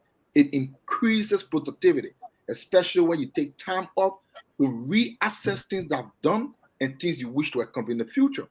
That is very fair, very good. Now, I know we are having problems with believing the budget, not because we don't want to believe it, but because it shows the distinction in leadership between a so-called rescue and those who don't talk or talk, but do the right thing. But let me provide a few information here. The budget for the retreat is not 16,000. No. The government expenditure for the retreat is 16,000. If you see what you just posted up, Stanton, it says accommodation and feeding UNDP, and that amount is blank. It tells you that UNDP. Can I just hold you 1 minute? I beg you. Can I just hold you?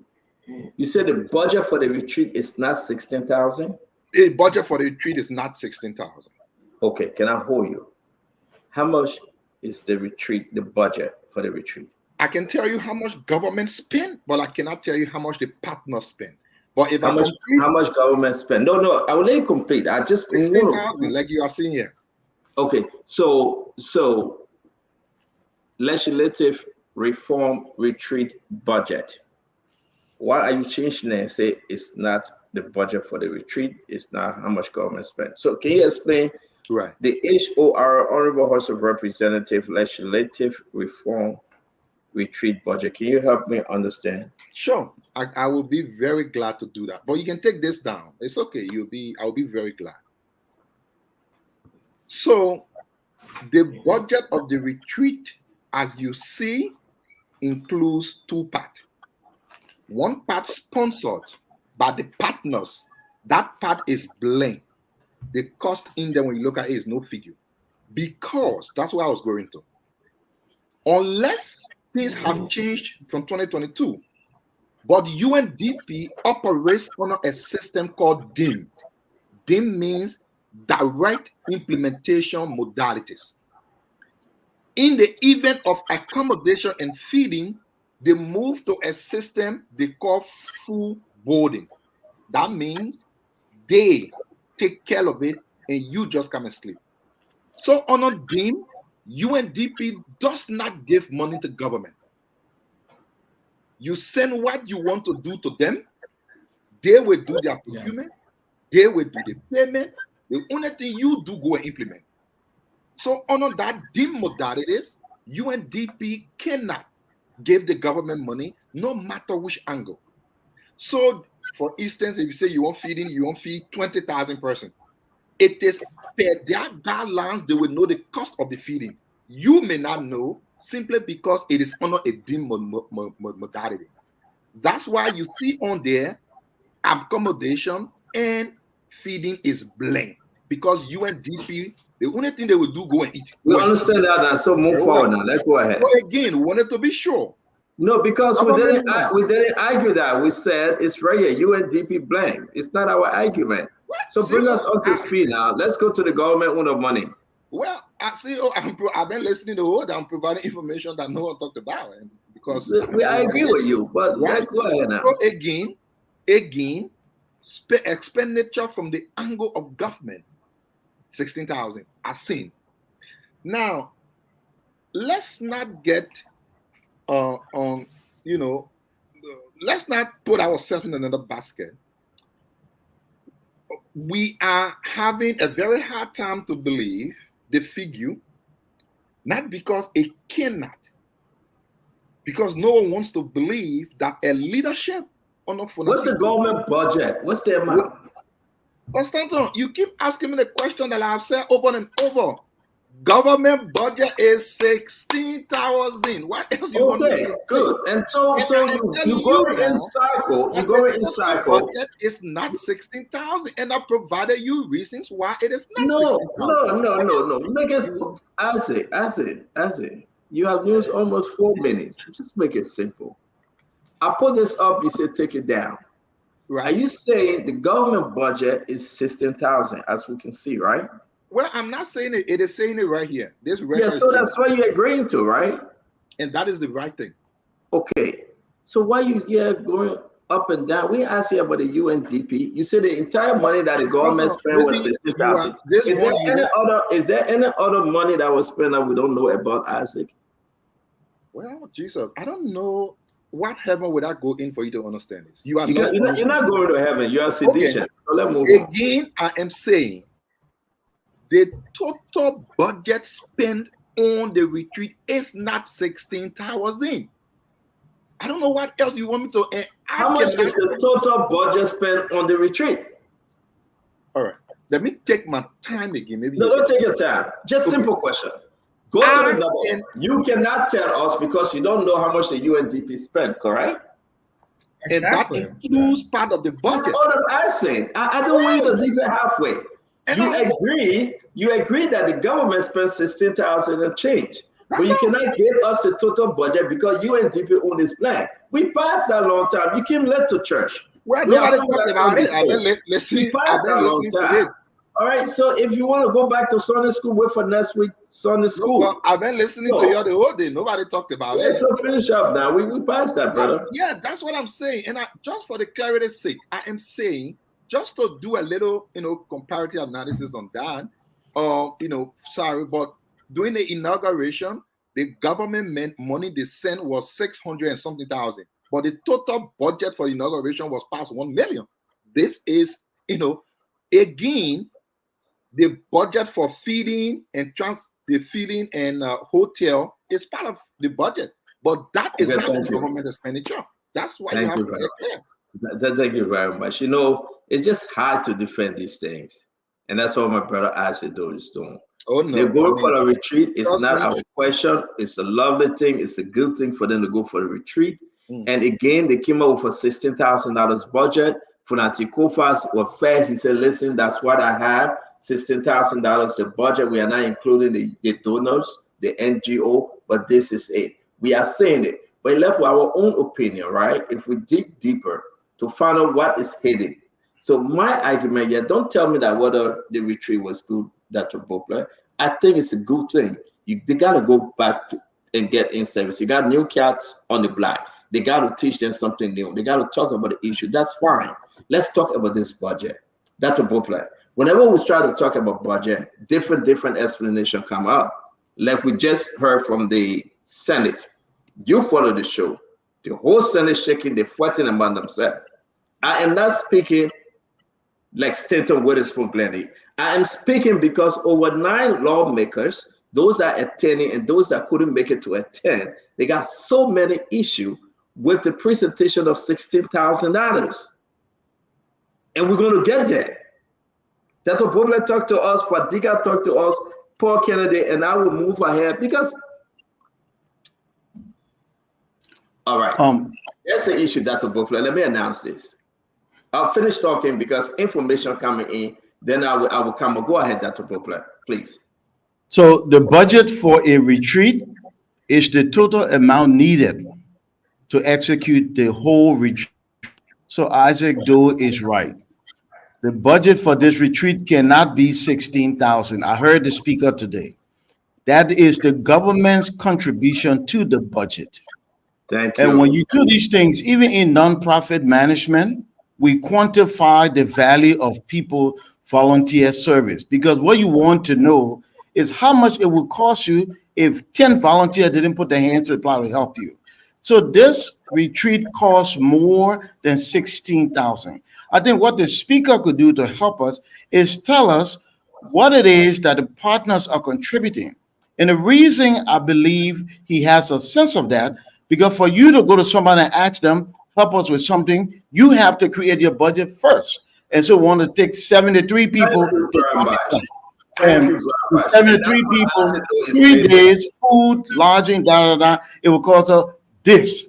Then you go to the partner and say, help us. I hope the senator can come, the representative come, the speaker, and say, look, partner A contributed this, partner B contributed that, because they know what they had already projected before they went to ask people to help them. I just hope that as we keep moving forward, that our government will be more transparent quicker. Don't wait until we ask all these questions before you tell us. Just bring the information and we'll help the public and we'll be way more supportive of them instead of you got to be plowing and prying to just get information. Come tell us, when you guys were planning to go to Farmington, how much it costs? When you're ready on the paper, because you got to do that first. Then you go ask UNDP, UN Women, can you help us? We need to know that part. But the retreat costs more than 16,000. Government contributed 16,000. And again, I'm glad the number is so much smaller than our on the other.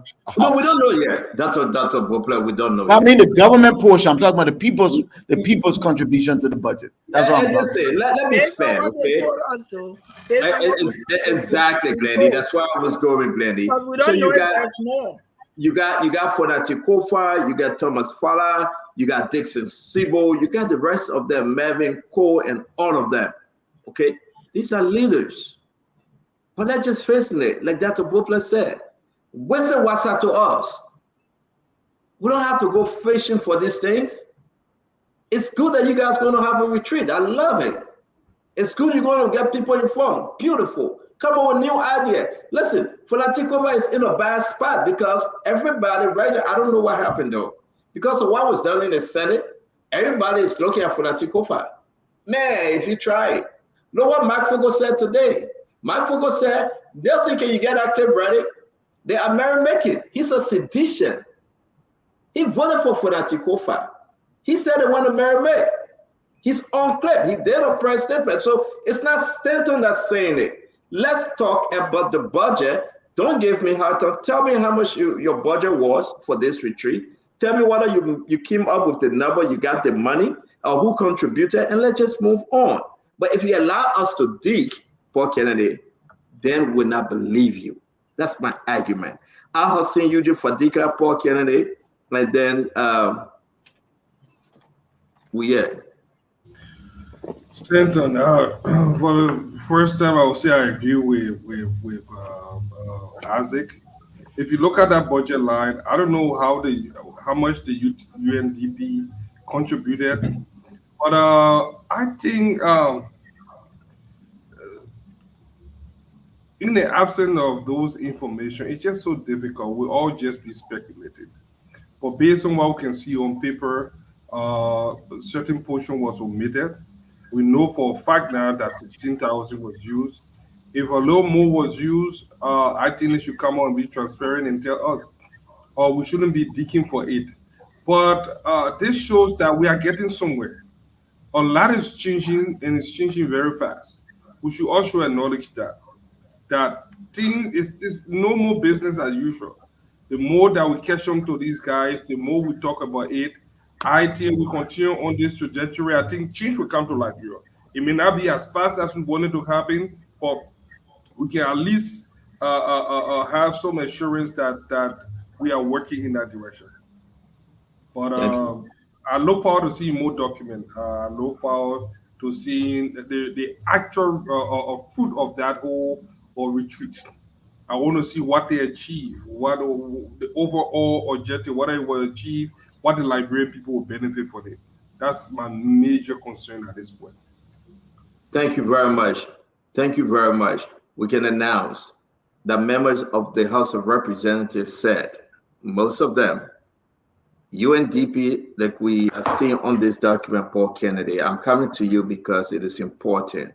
They pay for the accommodation and feeding, but they don't know how much the cost of the accommodation and feeding was from UNDP. The major expense of the whole thing was accommodation and feeding. Do you believe, folks, and my fellow Liberians, that the 73 lawmakers walk into that hotel? They have people that set the budget. They had a budget committee that came up with something and said, listen, we need $700,000 for this whole retreat for 3 days. But then UNDP said, we will help you guys with accommodation and feeding. And nobody asked them or nobody presented to them the cost. They are saying, we didn't ask. The people said they would do it, so we just let it be. Do you believe it? Paul Kennedy, talk to me. And again, folks, we have to ask this question. We have to ask the question. Now we are getting into it. I come to Acedo House. I say, Acedo, I will pay your first month mortgage. And I just gave Acedo $10,000. I asked how it would be. Acedo, he said nothing. He just went out for a month. That's how we operating, Paul Kennedy. Are we in some kind of place now to believe that the UNDP will pay all this money and nobody know? Nobody from the House of Representatives can tell the Liberian people how much the UNDP pay on feeding and accommodation, but they want us to believe that Thomas Fala and Funati Kufa walk away with $468 for the 3 days. Paul Kennedy, talk to me. We got to ask the question, folks. Well, I'm not sure, CEO, that the Honorable House of Representatives will tell you that based on their forecast of a budgetary event to be hosted for 3 days, 2 or 3 days, they did not know the total forecast of their budget. I don't think that's what they're telling you. No, that's what they're telling me. I can read it. No. I can read it. No, I don't think. All right, go ahead. You just been sarcastic, and then I know you're not trying to push it. I'm not being sarcastic. But they are saying it. Because before the UN even gave a contribution, whether it's in kind or in cash. Let me read it to you now. They pay for accommodation. Let me read to you. This is from them. And I'm allowed to say this is from Speaker Funati Kofa. He's watching the show. No disrespect to him. He's trying. He said the UNDP paid for the accommodation and feeding, but he didn't ask how much it cost. Okay? He's not hiding. He said he's trying to be transparent. So the question. No. I want you to take that back and say you don't believe the sage. No, but I don't believe that. And this is why, if as an educated person, to ask somebody to pay for something, they must know the cost. That's the first thing. So you support them and give them a budget to say, listen, we are planning a 2 or 3 day retreat, and the total budget of the retreat is $20,000. We come to find out that the feeding alone of the budget is costing us maybe $30,000 or $20,000. The lodging is costing us another $10,000 to $15,000. In total, we have a $16,000 to contribute. What is your contribution? But for you to be telling me that the United Nations pay almost $30,000, because listen, the group rate at the Farmington Hotel, and I know it because I've stayed there on several occasions, the group rate varies anywhere between $150 to $175 if you are carrying more than 10 persons to have an event there, based on your relationship with them.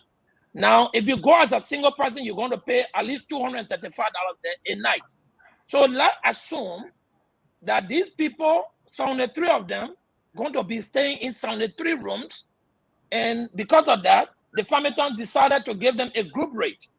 So let's say Farmington, in their goodwill, gave the legislature a group rate of $150 per person per night, per 3 nights. You're talking about almost $35,000 just on room and board. That comes with breakfast, but that's it. The lunch, you got to pay for it separately, right? Now, it comes as a cost. The UNDP will not just give you that cost if you did not give them a budget that optimizes what you wanted to do at Farmington. That's one. The second thing that we have to talk about here is the $16,000. If that $16,000 is actually what they spent on as government contribution, I think it's fair enough because it's even over the DSA rate of $50 a day. You will be getting, each of them will be getting $73 a day.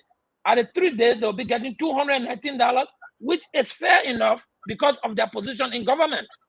But for you to tell me, Stanton, that the legislature members only went and planned a budget and talk about the $16,000 and they add the UNDP just went and say, all right, we'll cover the room and board without them even knowing the cost, I want to disagree. And if that's what the speaker is telling me, then the speaker is hiding something. He can't be telling me that he proposed a budget for support and they got legislature support in this organization. UNDP has legislature support. Even the EU has legislature support. They have executive programs.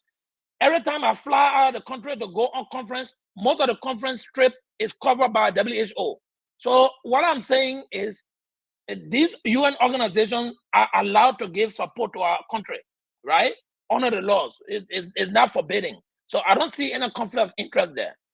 If they are telling us they spent $16,000 on the government proportion, the government portion for the retreat, I think the $16,000 is a fair game, right? I wouldn't doubt them.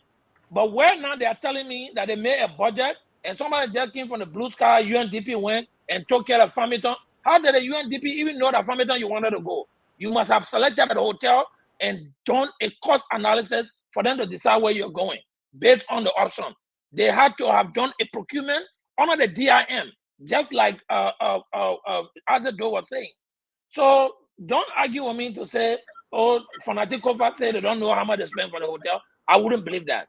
Now, accept the UN has a different law and policy that we don't know about, but from a senior management perspective, when you propose a budget and submit it to them, they'll tell you, this is the budget you brought at $30,000. We'll take the $5,000 aspect of it to sponsor it, and we are going to cover this portion of the budget.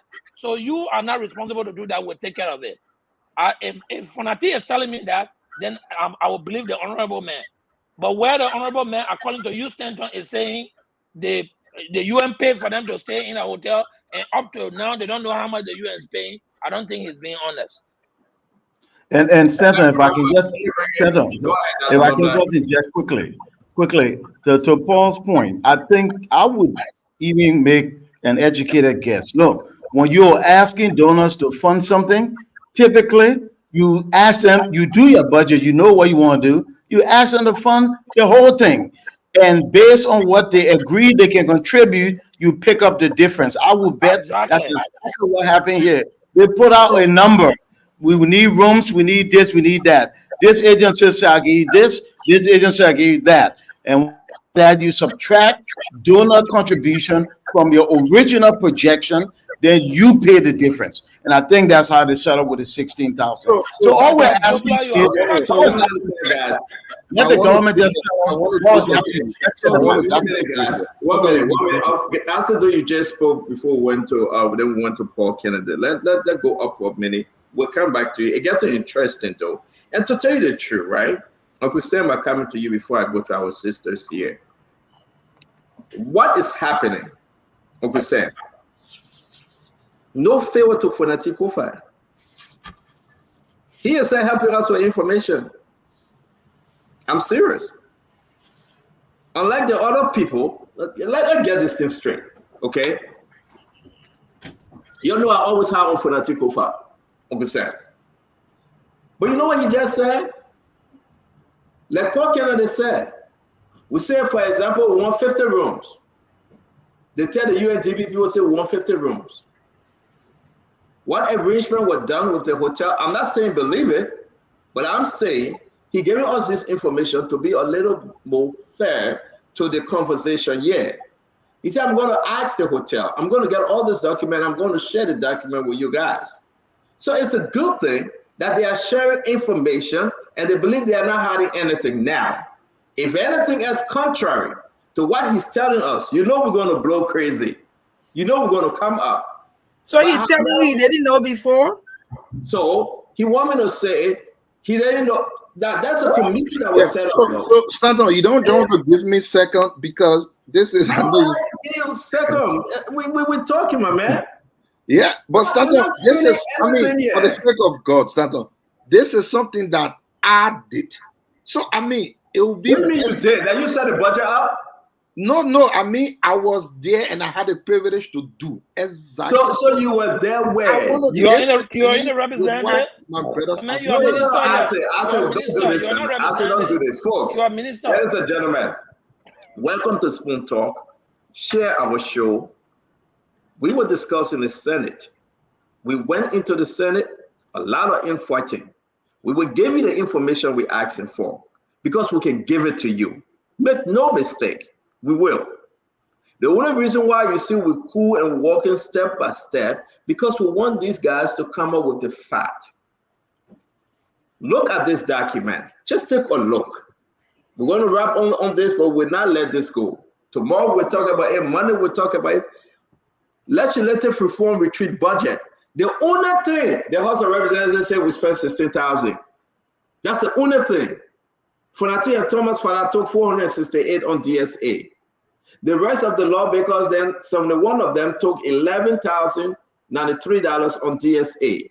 You are seeing it. They're saying that, how you call it, media 1,000, media 1,000 I think, and facilitator 1,500. It's there. People are saying it's not right. People say it's there. Whatever the case may be, you got that information. But Dr. Rich is saying, something is not adding up. Something is just not adding up. And that's our argument here. How will you tell the people, say, I get 10 people from Spoon coming to your hotel? Give us special rate. We need 10 rooms. I got 10 people that you'll be feeding. But couldn't you ask for the amount and put all this thing together? But here's the catch. Prior to UNDP coming in, it's very important. What was the budget? How much is set aside prior to UNDP coming in? Yes. We're not stupid yet. I have all the information because you know why? You have 73 representatives. The speaker, they're all equal now, but the man is just a speaker. They say, lead us. Prior to that, the committee that was set up for this retreat, how much did they give Fonati Kofa or the deputy speaker? And say from our committee, we need the first amount that we know was $1 million. After the Senate fumble, it went to 700,000. How much was presented? Did they say the Fonati Kofa said no, we don't have that money? The Fonati Kofa said we can only afford this amount and we have to go out to look for money? Shine your eyes and open your eyes.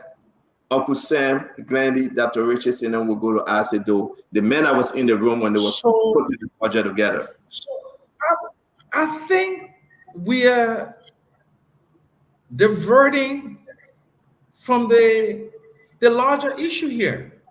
The larger issue here is that you have a speaker with the political acumen. But why are you speaking like that? Speak why you can't leave this man alone? God mercy. He's speaking American English. So we can understand you. Yeah, man. I mean, you know, we want to turn it around and talk just like this. We can do that. You understand? We can do that. We can do that. I don't want to do that. Okay, so now wait now. You can. My sister, hold your foot. Listen to me, my Labron people. The main issue we're missing is that the Speaker of the House of Representatives, he not use government money to take all his representatives into the Farming Hotel to spend hundreds of thousands of dollars. He had a sense in the contact. You don't know. finish. No, I know you're going there. I know you're going to meet him on Monday morning or Tuesday morning, but you don't know. Oh, listen to me. I know you're going to meet him, but you don't know. God, if I may even go to Farmington tomorrow, Seth. Leave me alone, man. Exactly. They are there. Go shake hands. But listen to me. He had the man, the speaker, the man who is the second in line to the presidency. He wants to spend your money organized in a way. So he said, okay, we need the people that the new people that were elected, we need to show them how the whole thing, what they call lawmaking, how they can make it work. Therefore, we take them away from Monrovia, the noisy place where everybody go to the representative there, they go big every day, they go to the children's school fee day. We take them all the way to Farmington, away from Monrovia, for them to think good, for them to sleep good, for them to understand the thing. But when I spend government money, we will ask our friend, UNDP, we'll ask our friend, and UNDP don't get the government money. The government get the government money. The UNDP pay the hotel and pay for the food for the speaker to do it. That's what we should be talking about. We should be thanking the speaker to have the sense, the good sense, not to spend government money, not to spend government money, but the speaker went and put things together and asked, and then UNDP don't just get fully poor money, That's not, it's true. UNDP don't just give money to any Tom, Dick, and Harry. UNDP gave money to people who they believe have integrity. They to spend money on their behalf. I'm going to say you try. Let's go ahead. They're not going to make it.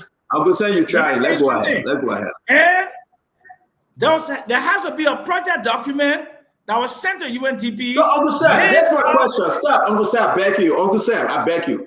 Let them send us all those documents to rest the case. When you just jumping, I'm telling you, the speaker said, no, you are. You are. Because the people here that are talking is sweet.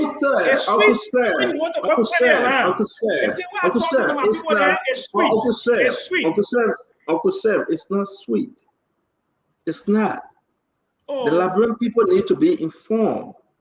All we are asking, you send your project document from LSE, you crafted your own project, you have your plus and minuses, share with the Liberian people, we end the show. We're done. You can give us 16,000 and sell it to us and say that's a government contribution. Prior to UNDP coming in, what was the amount presented to you, Mr. Speaker? No, I'm not asking you, Uncle Sam. We'll long pass you. No, but let me get answer. I will answer you. No.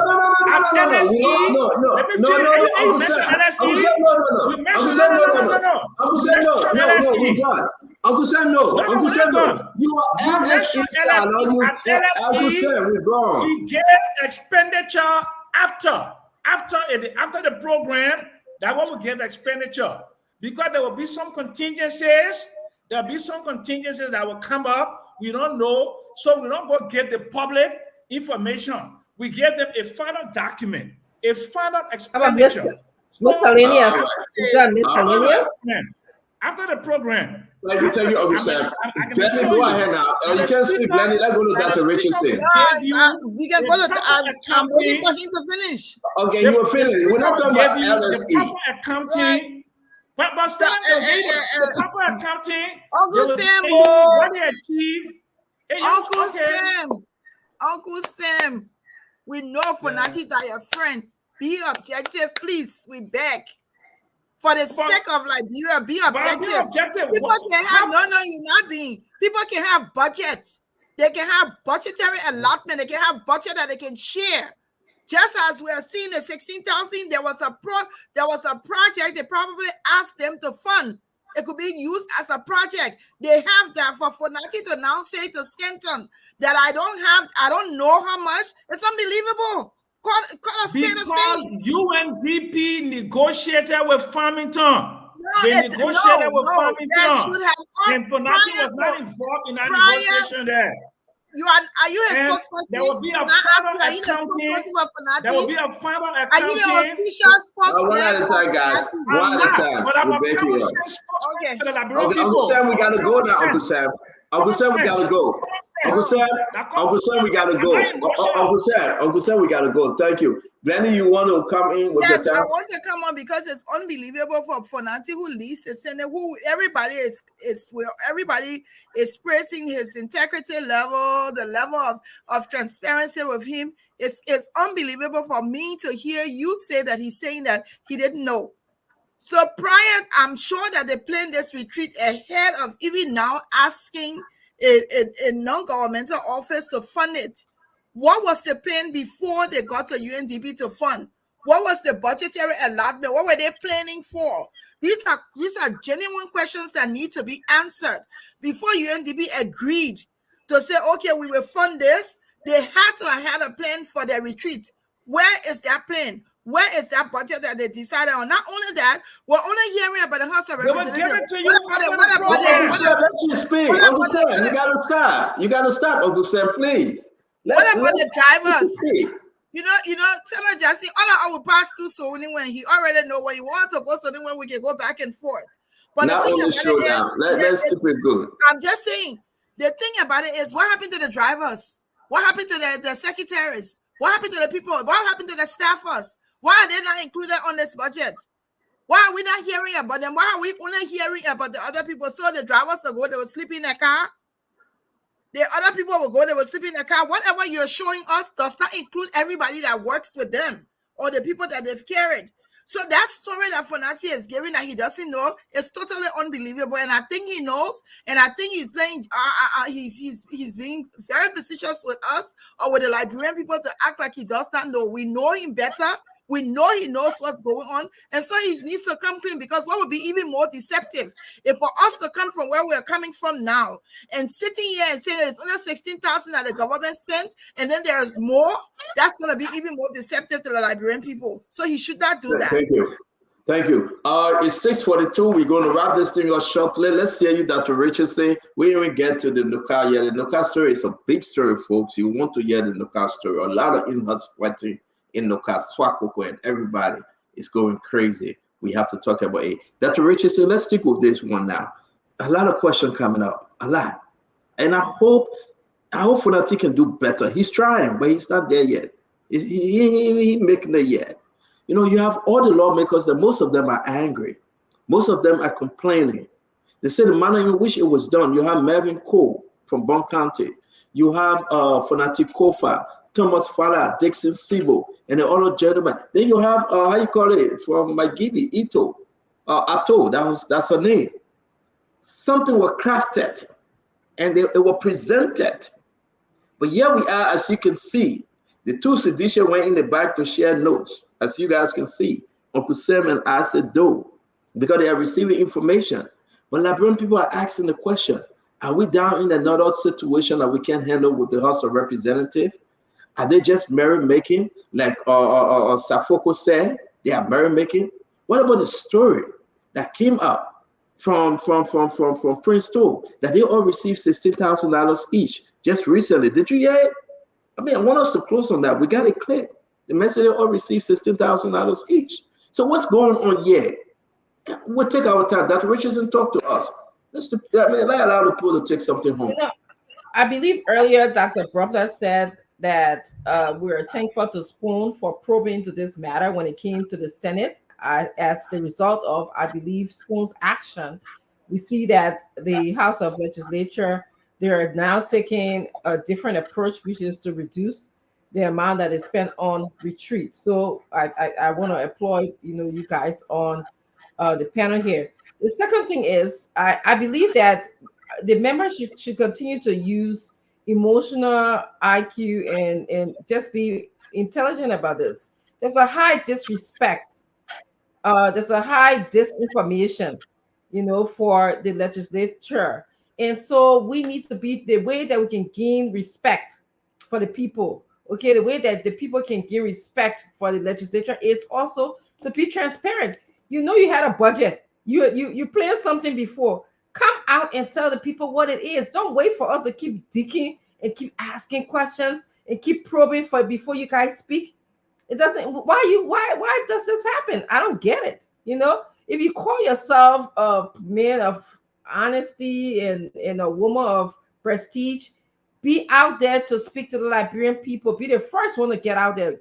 Let the news reach to the people before the media even get the information. Secondly, I just want to say the same energy that we're using and we're praising the NGOs and stuff like that. Use that energy to help develop Liberia. There's lots and lots of things that the Liberian women need when it comes to sexual and gender-based violence. There's a lot of things that we need when it comes to maternity care, the hospitals. Tell the NGO, tell UNDP, please fund some money to that direction. Tell the Swedish people, fund some money, more money to that direction. Please do that. But give us a breakdown of the budget.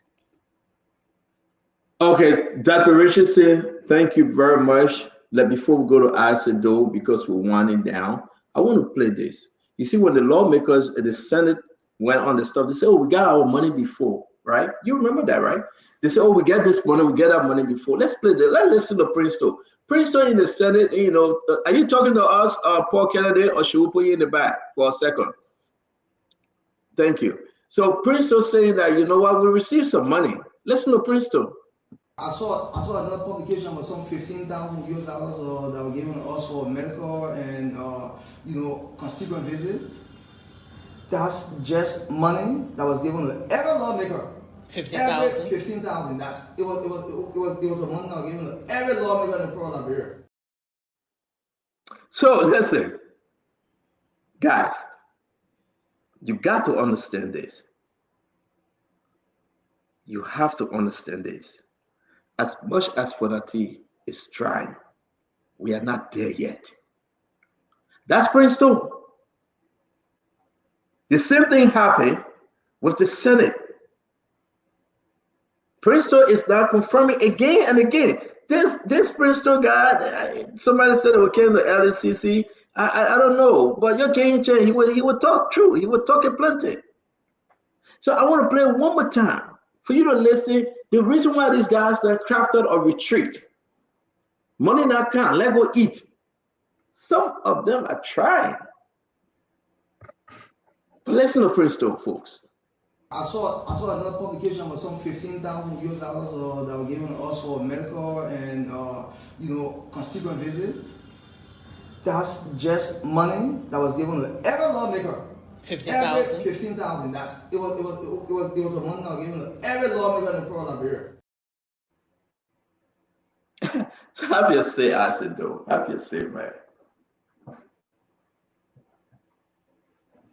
So, Stanton, I think that's my first name, Stanton. I think it is not fair to try to take away from someone what should be given them.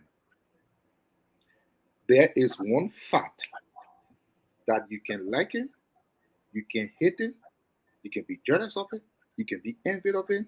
That remains truth. On this set, the only person who has served in government at the level I served was me. Maybe with Uncle Sam. No one else. That's the reality. You can like it, you can hate it. That is the truth. And when I was serving there, again, I did things with UNDP. I implemented program with them. So I am speaking not on my imagination or on what I think should happen. I'm speaking on what is happening. You can hate it. That is on you. Yes, it is 1 billion% possible that you cannot know a budget for a project that UNDP implements. Yes. If you have a trip to go to Malaysia, they invite you, and you want UNDP to pay your ticket, you wouldn't write and say, please, I'm going to please. You wouldn't know how much the ticket costs. They do have their own procurement things they go through. So you don't know how much No, not interrupting Dr. Richardson. I have implemented program that I did not know the actual expenditure until after the program. So in this case, if you were to, I'm not saying it is not possible, you know, it is, but it is again 1 billion% possible. If you were developing a concept document or whatever you want to do for your retreat, and in an outline, you decide the implementing partner will sponsor this. You don't have to include in the budget. So once you develop your budget, you develop the budget based on what you will be funding. So the other part, if you write UNDP for instance, you can write UNDP, say, please, we're going to McGibby to do this for 2 days, 72 senators or representatives. Please feed them and provide accommodation. They can take it from there to do all of their own stuff. That's why, again, I said they do something they call full boarding. You will not know under the A4AD program that I headed with the same UN agency.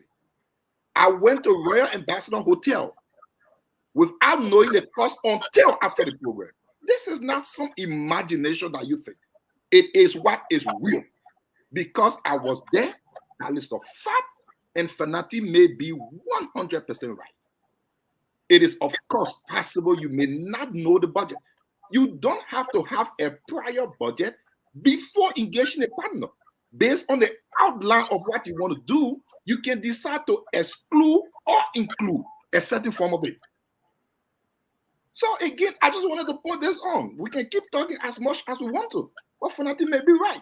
Let us appreciate that a leader is sensing the way in which we should good way spend our country's money. Unlike a leader under the rescue team from the Senate who thinks money is water that they can spend in as much as we want to find partners in crime, let's beat on them when they need to, and let's praise them when they need to. In this case, I think Fanati got it.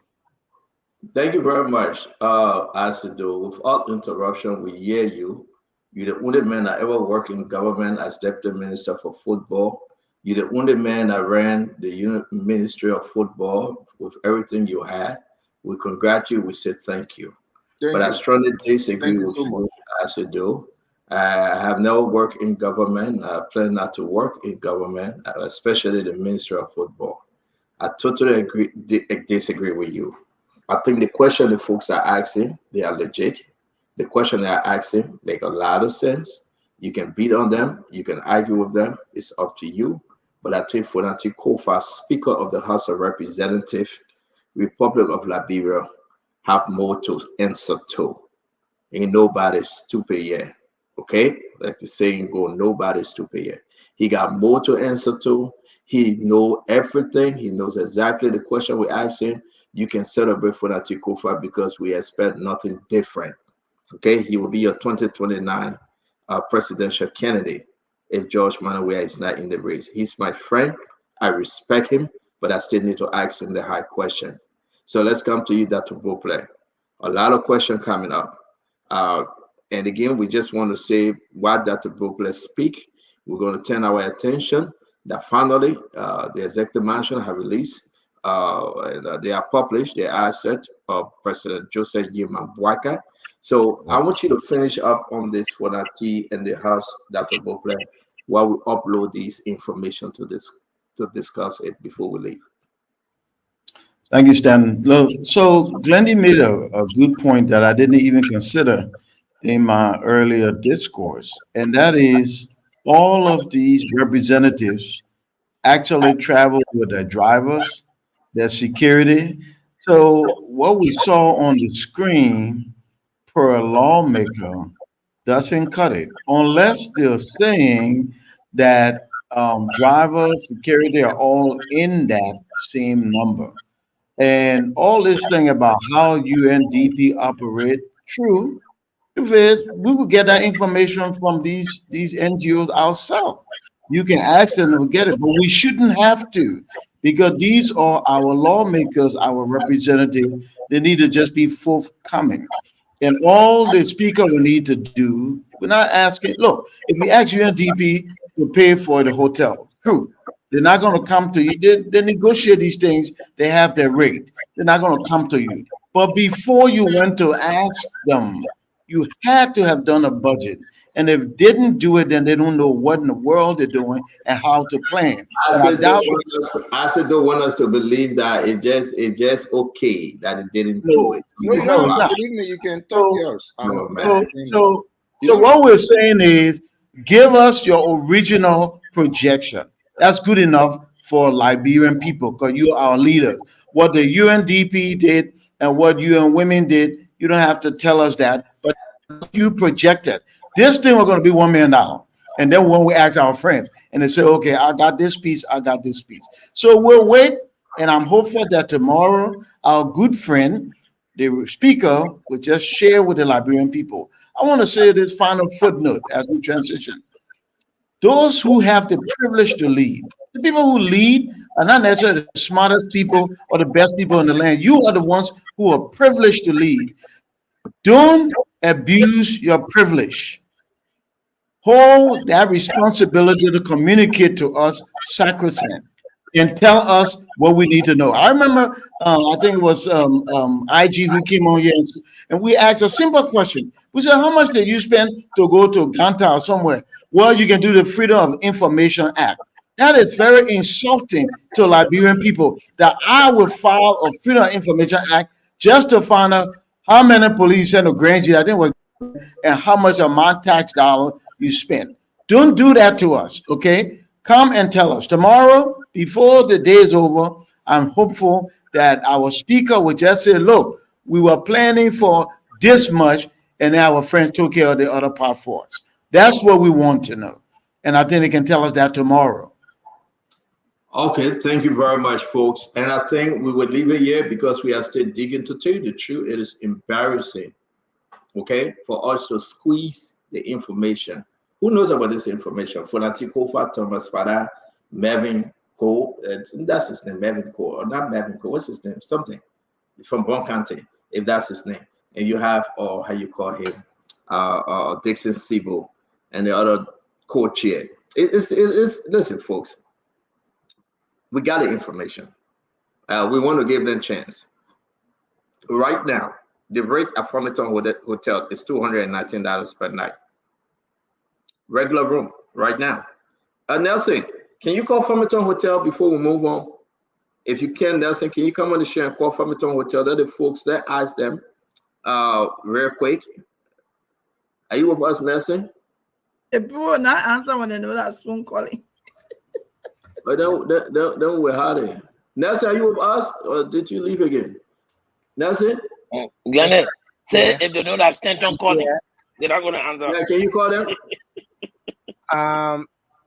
I've been trying to get the numbers, but it's not displaying even on the side. It's not displaying. All right, they have to answer. The people are going to answer. I get a number. Let me send it to you. All right. We have to call them. If anybody have Farmington Hotel, Uncle Sam always in that hotel. Uncle Sam, can you share the number with us? Let's call them. If you want to be transparent, Uncle Sam, you'll do that though. As I'm coming, my phone just, my computer going dead on me. I forgot I didn't charge my computer. All right, so Uncle Sam, we'll call Farmington Hotel. If you have the hotel number, give it to us. Nelson, thank you. Keep on trying. Uncle Sam always in our hotel in Fadika. Yeah, I'm trying to get in. Thank you. Asido spend Asido usually don't go to that hotel. It's too much of a money for him. $219 a night is too much. Asido go to a motel right by the ghetto. Asido, I mean, I was slamming that. No, Asido went there, right? When we're in Liberia. So Nelson, when you get it, please come back on, okay? Thank you. I just put in the chat room. Oh man, Uncle Sam. Okay, let me send it to Nelson. We got to call them. While we do that, folks, it will be the end. President Bouakai asset declaration is published. Okay, it's right there. You know, it's President Bouakai have declared his asset long time, and today, after so many pressure on the information ministry and that of the executive mansion, they promised us that, you know what, we will declare it, we'll make it public. And when I spoke to them, they said this week, and they said today, true to the word, they there you go, they have make it public. I don't know your take. President Bouakai was born November 30th, 1944. He was born in Wasanga, Lofa County. He's married. I'm reading from the document. He lived Rehab Road, P.O. Box 72792, Painesville Rehab Road, You understand that everything over here, as you can see, I'm just reading it as it is. We are going to move directly to the main substance of this. All right, people say how much President Barker had before. Gross salary per annum is US $13,447. Other income, US 15,000. Income from co-ownership in property, US 18,000. You understand that President Barker USD present indebtedness, President Barker owed $201,500. You know, he never had money. He was living on loan, like so many people say. So he owed $201,500. As you can see, 2 lots. He got a couple of land here and there. You can read it. It's all up there. We'll try to help the executive mansion. We'll share it on our page. Nelson, you please share it for us to move on and end this wonderful story, Kumbaya story. Something that other folks are trying to look into. As you can see on this page, you have total annual income 43,000. Is that 93 or 43? I got a wrong page on. This is where I am. Is that 93 or 43? Can somebody see it better? I think it's 43,000. I don't know. Cash on hand. So President Barker, cash on hand assets, $5,750. Cash in bank, $57,000. Liberian dollars, $793,000. Total $61,295. All right. President Barker, what he have the day he declared his assets, that's why you see US $61,295.96. Real estate property, $94,000. Residential property, President Barker house is the cost for the house is $672,000. What the house worth, the residential property is $672,000. The total over here is $766,391. All right, the cars, 140,000. I think that's what I'm seeing here. The person 9 in the 0 is not adding maybe the 190,000 and other stuff. So let's move to the next page here, folks. Just go through it. You will enjoy it. Thanks to the executive marshal for releasing this. To listen to us. And they release it on time because we've been too impatient, but that's the coordination. So to Jeremy Pierre, the Kulai, to the advisor, to the president, and everybody, we say thank you. No wahala. It's a long time since he published his thing, but here we are.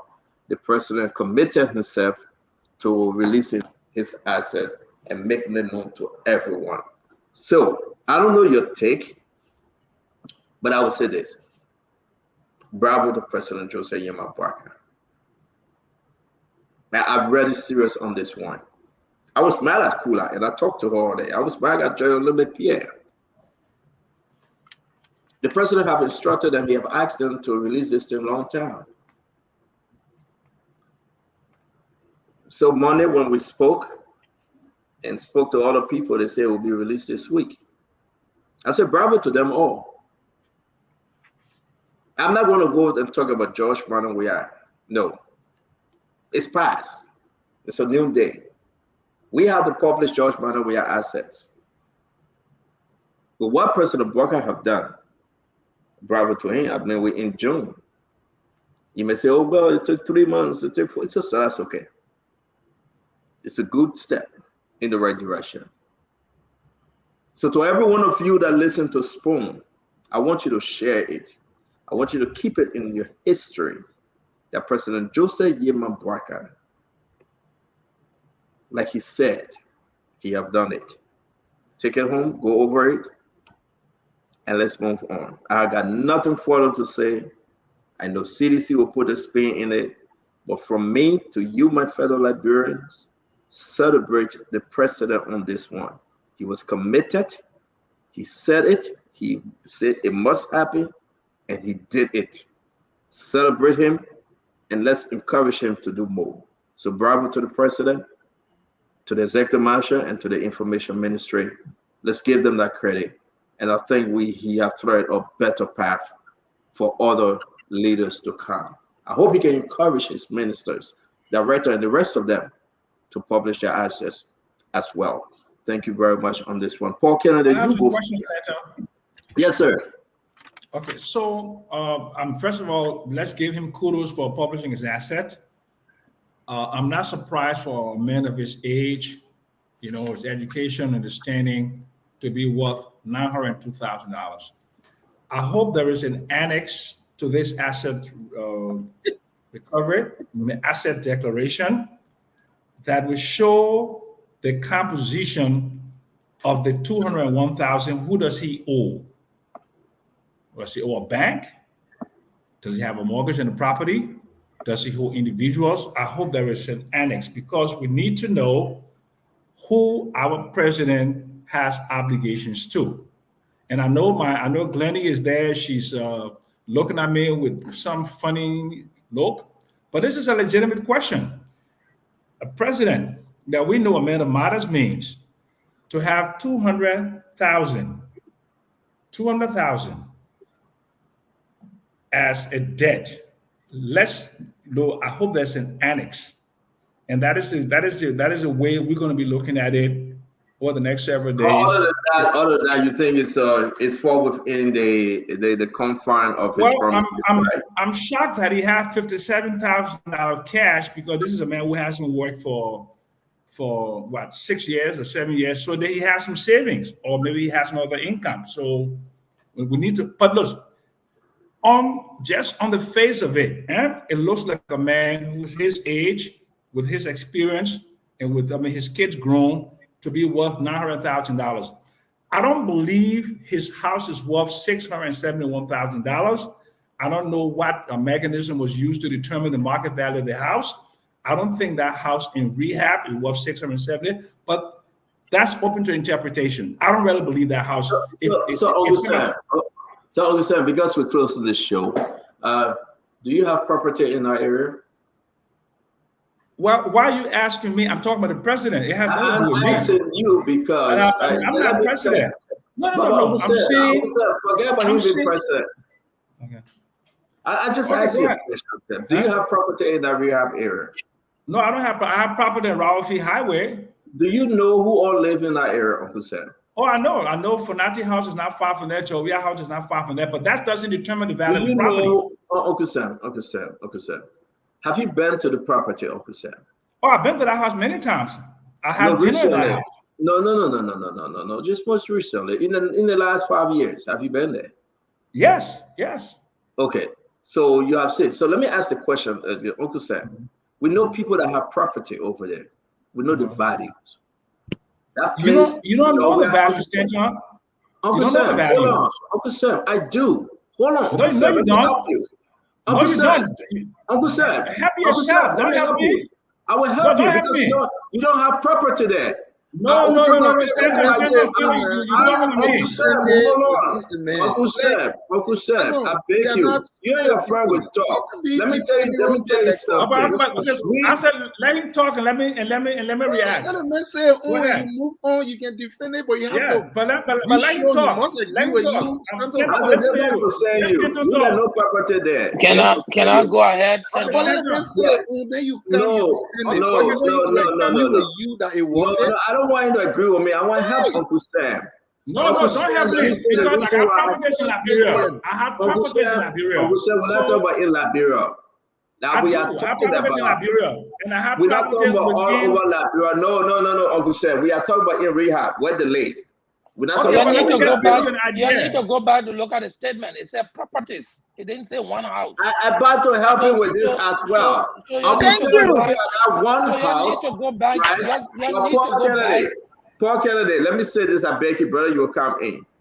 Where George Weah house is in rehab, where Fonati Kofa property, where you get the president and other people live around there. If you go there to buy a decent home, the lowest you ever pay would be 400 or 500,000. That's not true. I don't want to hear Uncle Sam voice because you know why? I can say this. Uncle Sam, we know who own properties in that area and decent home too. Okay. We know the value.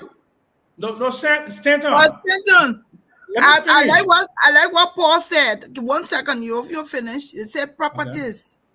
That Okay, also wait. includes properties. Also includes the fact that he has a house in Bummy. Properties, not one Okay, great. house. So that's what we Fantastic. need to look at. So that's good. If he has real estate in Liberia worth $671,000, I'd like to see the disaggregation. First of all, there is no resale. First of all, let me finish, guys. There is no resale market. There is no resale market. There's no credible resale market for any house in Liberia, like a Zillow or like a Redfin, where you can say this is the property value. So that it is purely subjective. Yeah, but why is this important? This right here, why is it important? The president declaring his asset, that's the important thing. Because we're doing an analysis. I want to say to all my fellow $201,000. Who does he owe $201,000 to? I want to say who to does all. he owe money Let's to? go. Uncle Sam, let's go now. We gotta move on. Uncle Sam, we gotta move on. Uncle Sam, we gotta move on. Thank you. Thank you. Oh, Thank you, Uncle Sam. I know you want to move on because, we gotta move on. this Thank is a you. question Let that me you say don't want this. to answer. Yeah. That's a personal. Listen, folks. You don't want to Let me answer. take Who this does he one, owe okay? money to? Is there an Okay. annex? Is there Okay, an Uncle annex? Sam, we hear you. We hear you. Is there We an hear you. annex? I'm asking hold you, on Stanton, now. since you have Yeah, no hold answer. on. Is there an annex? Yeah, hold on. that shows who you owe the money I have to? ever Hold on. We know this. The president has declared. I said, stop disturbing us, please. No. Is that a white show for you today? Go back and go do your job. Okay, leave her alone. We want to say to every one of us here, it's a good thing. We clap for President Boubacar. He made his asset public. Uncle Sam can dig into it as to who he owe, which bank he owe, whatever that's your business, Uncle Sam. Everybody owes somebody, okay? The man said properties, TRES, Yes, okay? I'm saying. So Let me tell you, we gotta go on. We gotta go on, Uncle Sam. Let me see who he owes. So at Who does he owe money to? the end of the day, we will come back and ask Jeremy Pierre to explain where as the executive marshal Who does he owe the money to? Is there an annex? That's a legitimate question. So Dr. Richardson, come in and we'll go to Paul Kennedy. We are wrapping up the show. My fellow Liberians again, celebrate this. He was committed. He promised you, I will declare my assets and I will go ahead and make it public. He did it. Let's celebrate Joseph Yeman Boakar on this one. Let's just leave the Uncle Sam thing. He owned a jack rat in rehab. We know who owns houses in rehab, properties in rehab. We know how much it costs. And we are telling you that area, there's a reason why Joey and Suma Miami, it is expensive. So leave Uncle Sam with a Vlad. That's what Richard said. Leave you with It's a great day for democracy in Liberia. We have a president who is transparent about what he has. I stand with Uncle Sam. I would like to see an annex to this report, and I also like to see a comment regarding to who assessed the property. I think we need to know these people who tell us the value of these properties in Liberia. I was surprised that I didn't, because a lot of times I hear the president going to Bummy, which is like properties, like you guys said. I was surprised that that wasn't specified in terms of breaking down his properties. You know, I saw that he has how many cows? I would like to know for $16,000. Just my own understanding. Nothing much. I thought that was an interesting point when he listed how many cows he has. I like to know where he's purchased his cow from. I won't be able to purchase cow for $16,000. That's all I have to say. Thank you very much. I won't say something, but let me go around. What made you last? I said, you'll be last to go today. Let me go ahead. Hey, how funny. I haven't had the time to review it, but I quickly look at it, and there's a shocking contrast comparing Joseph Boakar assets to George Weah assets. I know. Let me speak. And you So are George blocking Weah people. that was $700,000 for shoes. $700,000 for shoes. Comparing to houses. We review the budget. Thank you. Thank you. The public that can go to Walmart and get slipper for $12.99. Then Joe, we had to get $20 million boost. Yeah, go find a place to sleep, man. Poor kid, they like who I here, yeah. Yeah, I think it was a good show. I mean, it's provocative. It's thought provocative. It makes people to think outside of the box. And I like being here, and I want to thank the people for following us. My opinion on the whole asset declaration thing, it doesn't mean anything to the people in Gungwalala. It does not mean anything to the people in Zue. It does not mean much to the people in Bella Baloma. As far as Bapolu and myself concerned, I don't think this whole asset thing means anything. Because the first thing, who's validating the assets? When I ran for Senate twice, my house was under construction. I had just spent $20,000 on my house, and the LRA demanded that I had to declare my asset because the house had gone above window level. At the time, I had spent $27,000 on the house. When I did my declaration, after completing the house, the price of the house went all the way to $57,000, $30,000 more than I had spent. But on the record, I had only $27,000. So all the things Liberian people are doing, having 100 days because the American government has 100 days. They're having State of the Nation because the American government has State of the Nation.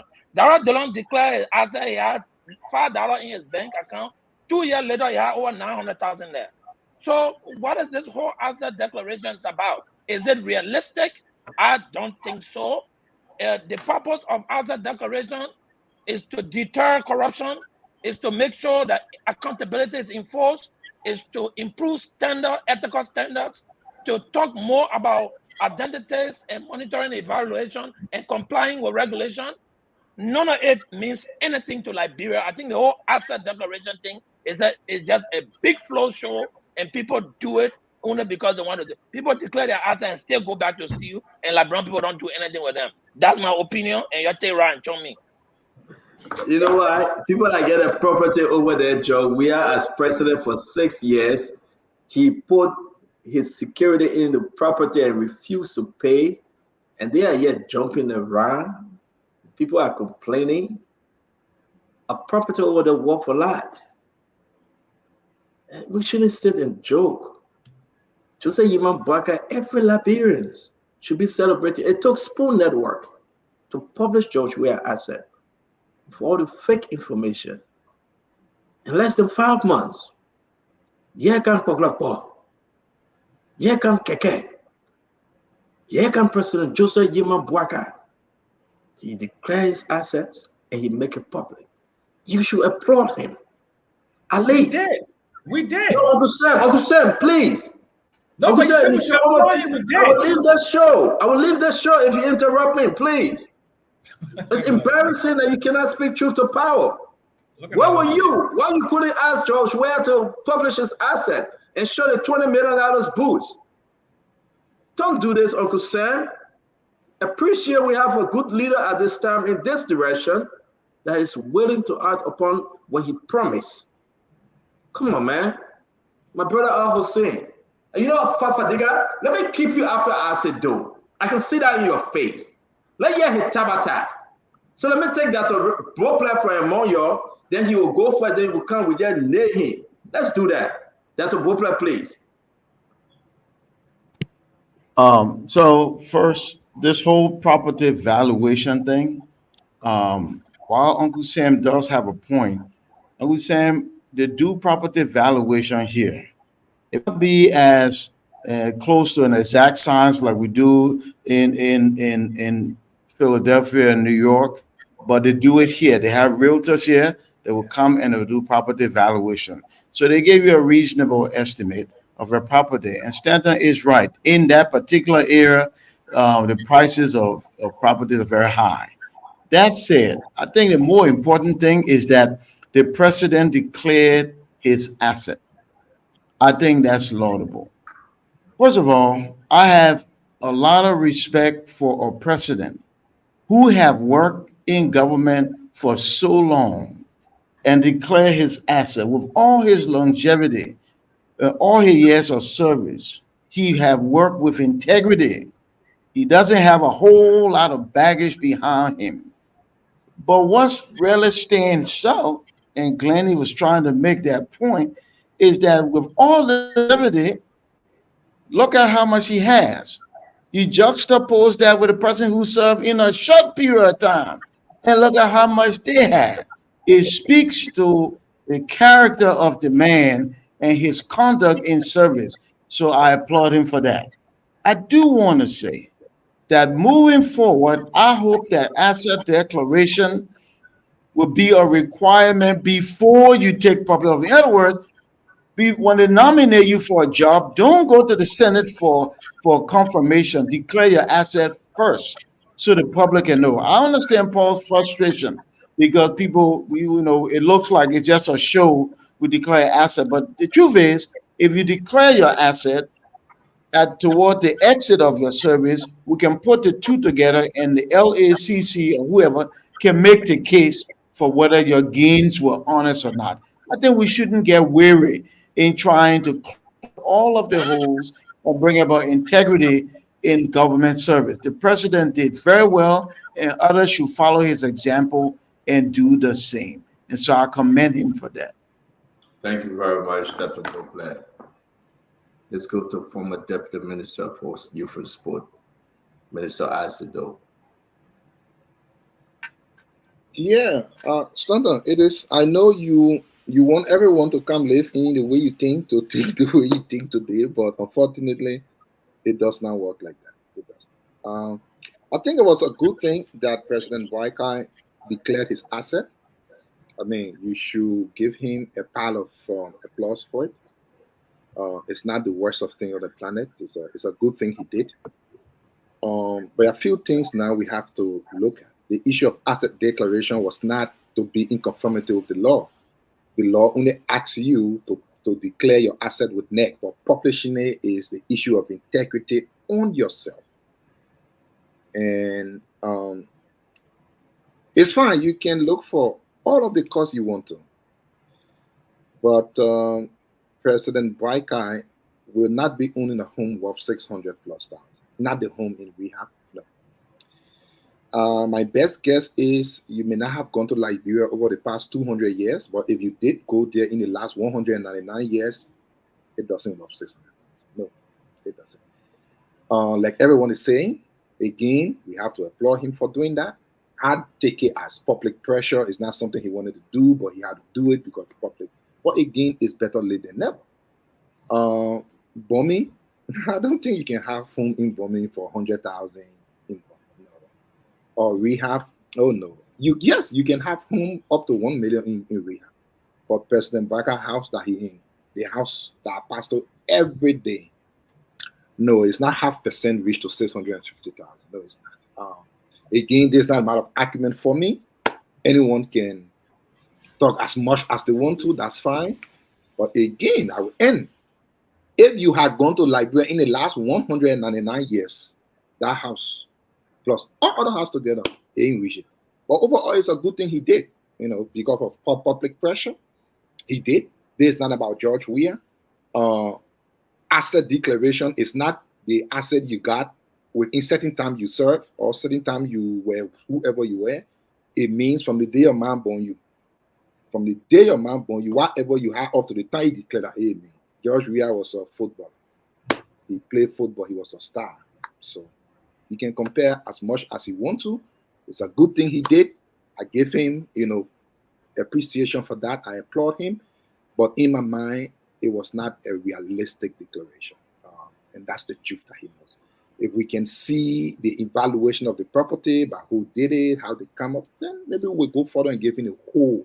But for now, we can give him half. Thank you. Thank you very much. When we're having this kind of conversation, all the seditious should shut the hell up. I get mad to hear them speaking. For 6 years, you couldn't tell your president to make known his asset, to make it public. And we are here, you're celebrating. They say properties, Buffalo, bombing, rehab, and all other places in Liberia. The amount is even small. And I ask you the question, do you own any home in rehab? If you say yes, then you can justify the reason why you think the Well, president. Stanton, you can't say that. Let me finish now. Let me finish. Why does man have to hear my voice? Why does Sedisha have to hear me speaking? Why? Go ahead. Because you have more rehab, so you can't make an evaluation. Why does Sedisha have to hear me speaking? No, you cannot say anything to this because it is wrong. You drop our muya and told former president not to even show the couple he had in the bank after as they ran away. He had to run. I knew sooner rather than later he would have run away. But Stanton, I will tell you what we did last year. A couple of years ago, we filed freedom of information. We did everything we could. President, we have property assets around the world was easy to find. He declared his assets in when he ran for the Senate. We had a copy of those information. It changed. It showed the insincerity. I think people need to be prosecuted for perjury, lying on those documents. The document that you show here the other time, it show a big difference. It's like the former president came to power to get rich. He became a very wealthy man when he left from power, and it shows from the asset declaration that we didn't see. In 5 months, this president have declared his assets true to his word, and publish it, made it public. We didn't have to go through all the hullabaloo and fighting and going through freedom of information. He did it. But one thing that strikes me when it comes to that, the asset, is that this president is a very modest person. And one of the reasons why a lot of us supported him. He's not flamboyant. He's not greedy. He's not out for immediate wealth. And that's the big difference between his younger predecessor that came to loot the country. And they showed looted the country. Or you look at what he achieved in the last over 4+ years in as a civil servant. If you look at the amount, it commensurate the amount of years that he has stayed in public office. It shows a man that live within his means. And then for folks that Asset doing Nokusen to commend the president, now they are beating on him. It's all about politics. First it was, he didn't declare assets. No. Now you have nothing to steal, but you still have to create something, say something, because for them, it's not about doing the right thing. The emperor was naked for 6 years. All they do was, Baku, you strong, or Baku, you can do it. We sat down here in the first 6 months, less than 100 days. This man bulldozed his home. In less than 6 months, this man built an entire city. An entire city. He bought a 300 up to 500,000 bulletproof cars. Flew in private jet. Even Ellen Johnson, former President Salif, that directed over 16 billion in foreign direct investment, did not fly a private jet, did not own one. This man, at the expense of the Liberian people, flew private jet for 6 years. Not talking about the different lavish trip to Jackie Apia and all the different things around, 47 days to go see his son playing soccer. And then you want to talk about this president? Look, the difference is clear. That's the reason why we are here. You know that this president will succeed when his word is his bond. He said he would do it. He did it. That is all that matters. And if you look at it, he did not embellish his record. He did not add or subtract. He did not put things there. The reason why the former president hit his asset declaration was because he did not want us to be able to do that comparison. Nobody knew how much your president we are worth. We did know that he was over $1 million when he ran for the Senate. Fast forward, he got 20 million here, this million here. I mean, what are these guys taking up for? Look, I will say this to our legacy president, President Weah, the President Boycott. The Liberian people will forgive us if we don't build roads, if we don't modernize Liberia, if we do not develop Liberia like we have not developed it in the last 177 years, the Liberian people will forgive us. But what they will not forgive us for if we do not hold these people accountable. I think more than anything else, the Liberian people want to put an end to impunity. It should start with the last administration. If we cannot hold them accountable, honestly, they will not forgive us. They will not forgive us.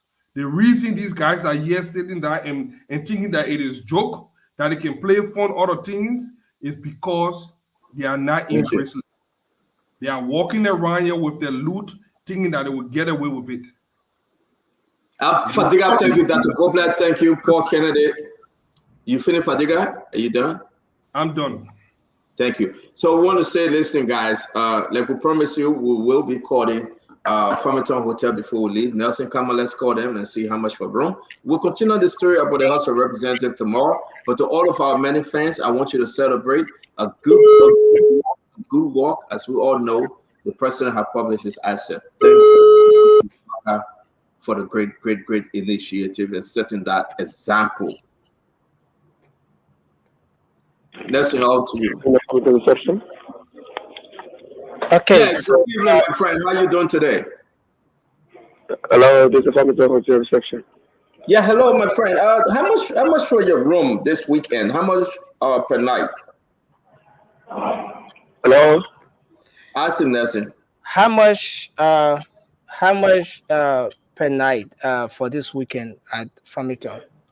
Call to make a reservation. If you need without packages, the weekend package is $299 Okay. just for 2 persons, and then just for our standard room, and just for one night is $190 1 person, $222 person. Okay. Sorry. Does that include breakfast? Can you Yes, give us does more? that include breakfast? Yeah. What does the package include? The weekend package comes with buffet and breakfast, but for the normal price, it only comes with breakfast. Okay. If you bring in a group of 10 and more, that comes with buffet and breakfast. For the 190 and the 220, it comes with breakfast. So if we bring in a group of maybe 10 persons, how much would that be? A group of 10 persons will be discussed by either person. You can just call the same hotline. You speak with the phone office manager, please. Okay. Thank you. Thank you. Any questions? No. Thank you. Okay. Thank you. I appreciate it. So that's what you have it, folks. You know, we do this thing for your sake. Now you're listening. That's Farmington Hotel giving us a different amount, 10 or more is special negotiation. And that's why I thank you. But still, we're going to continue with this story tomorrow. A beautiful show. We want to thank every one of you that joined us today. You know, sometimes it's hard, but we got to come and give you the information. Real quick, we didn't tell you the story about Labor Ministry, what is unfolding. We got video that we want to share with you real quick from Labor Ministry because we're able to go and get video. Or we'll just wait tomorrow. We got another video again coming down again from Prince Stowe. We're saying a lot. We want you to know. We got video from Mark Foucault condemning this entire retreat. Again, a lot of information will come your way and we'll go on the lookout tomorrow. Till we meet again, from my end to you, I'm happy tonight, going to bed, believing and hoping and trusting that this government will do the right thing some way, somehow. Like President Walker have set the example. He declared his assets and now he may have make it published. Beautiful job, well done. Let's celebrate. And there are no poor people living in rehab, according to Stanton Witherspoon. Also rich people living in rehab. No poor people there. No poor people. So rich people. All the houses are worth hundreds of thousands of dollars. Plenty of money, according to Stanton Witherspoon from Panton. Just remember that rehab is the richest community in Liberia, and I accept that. So when you get your former president, where you have your current president, where you have the speaker, and you need that. The place is it's getting there. It's getting more expensive. What discussed the center report? Grandma Catherine, thank you for my Tomorrow we'll discuss the center report. I even hear you talking about it at all. It is that was not important to Liberia. But I said though, we got into the retreat. I said though, sorry that you came late. Yeah, the retreat. We'll discuss the center report. We don't have time. Yeah, I know. You got time for the other report. I know. No, we got time for the center report. Mm-hmm. I know we got time for it. Thank you. I want to be here for it. Yes, please. I want to just tell Grandma C, thank you so much for the tie-dye gowns that you sent us. I'm jealous. Wendy, one to Fatima, and one to myself. And you told us how much you appreciate Spoon and the women on Spoon. So at this point, I just want to tell you, thank you so much. We appreciate your kind gesture. So on that note, Wendy, I will send you this to you.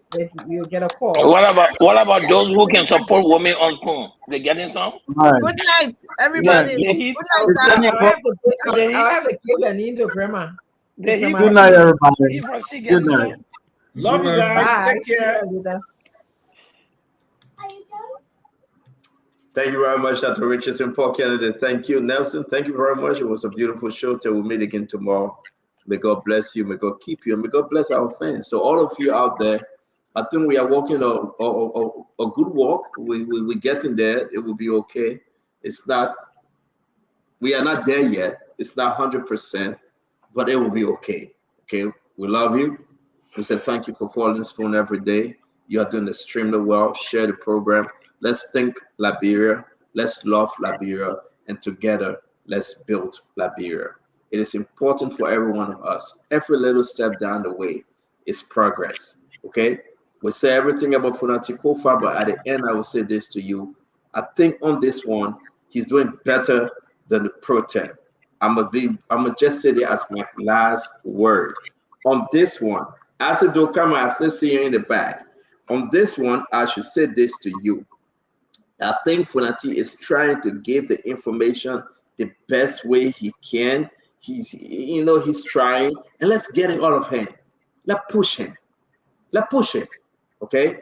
If they can give us the information, we'll not fight. All right?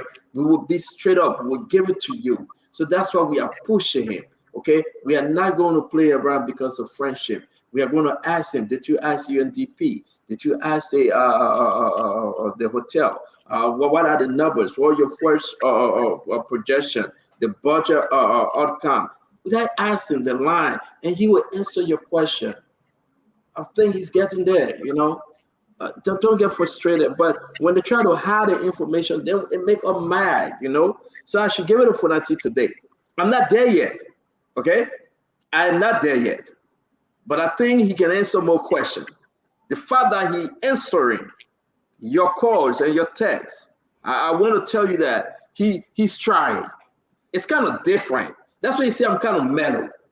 I could have gone for the jocular vein of Funati Kofa today. But I'm kind of mad because he answered the question. He said he would get back. He said, I will give you the information.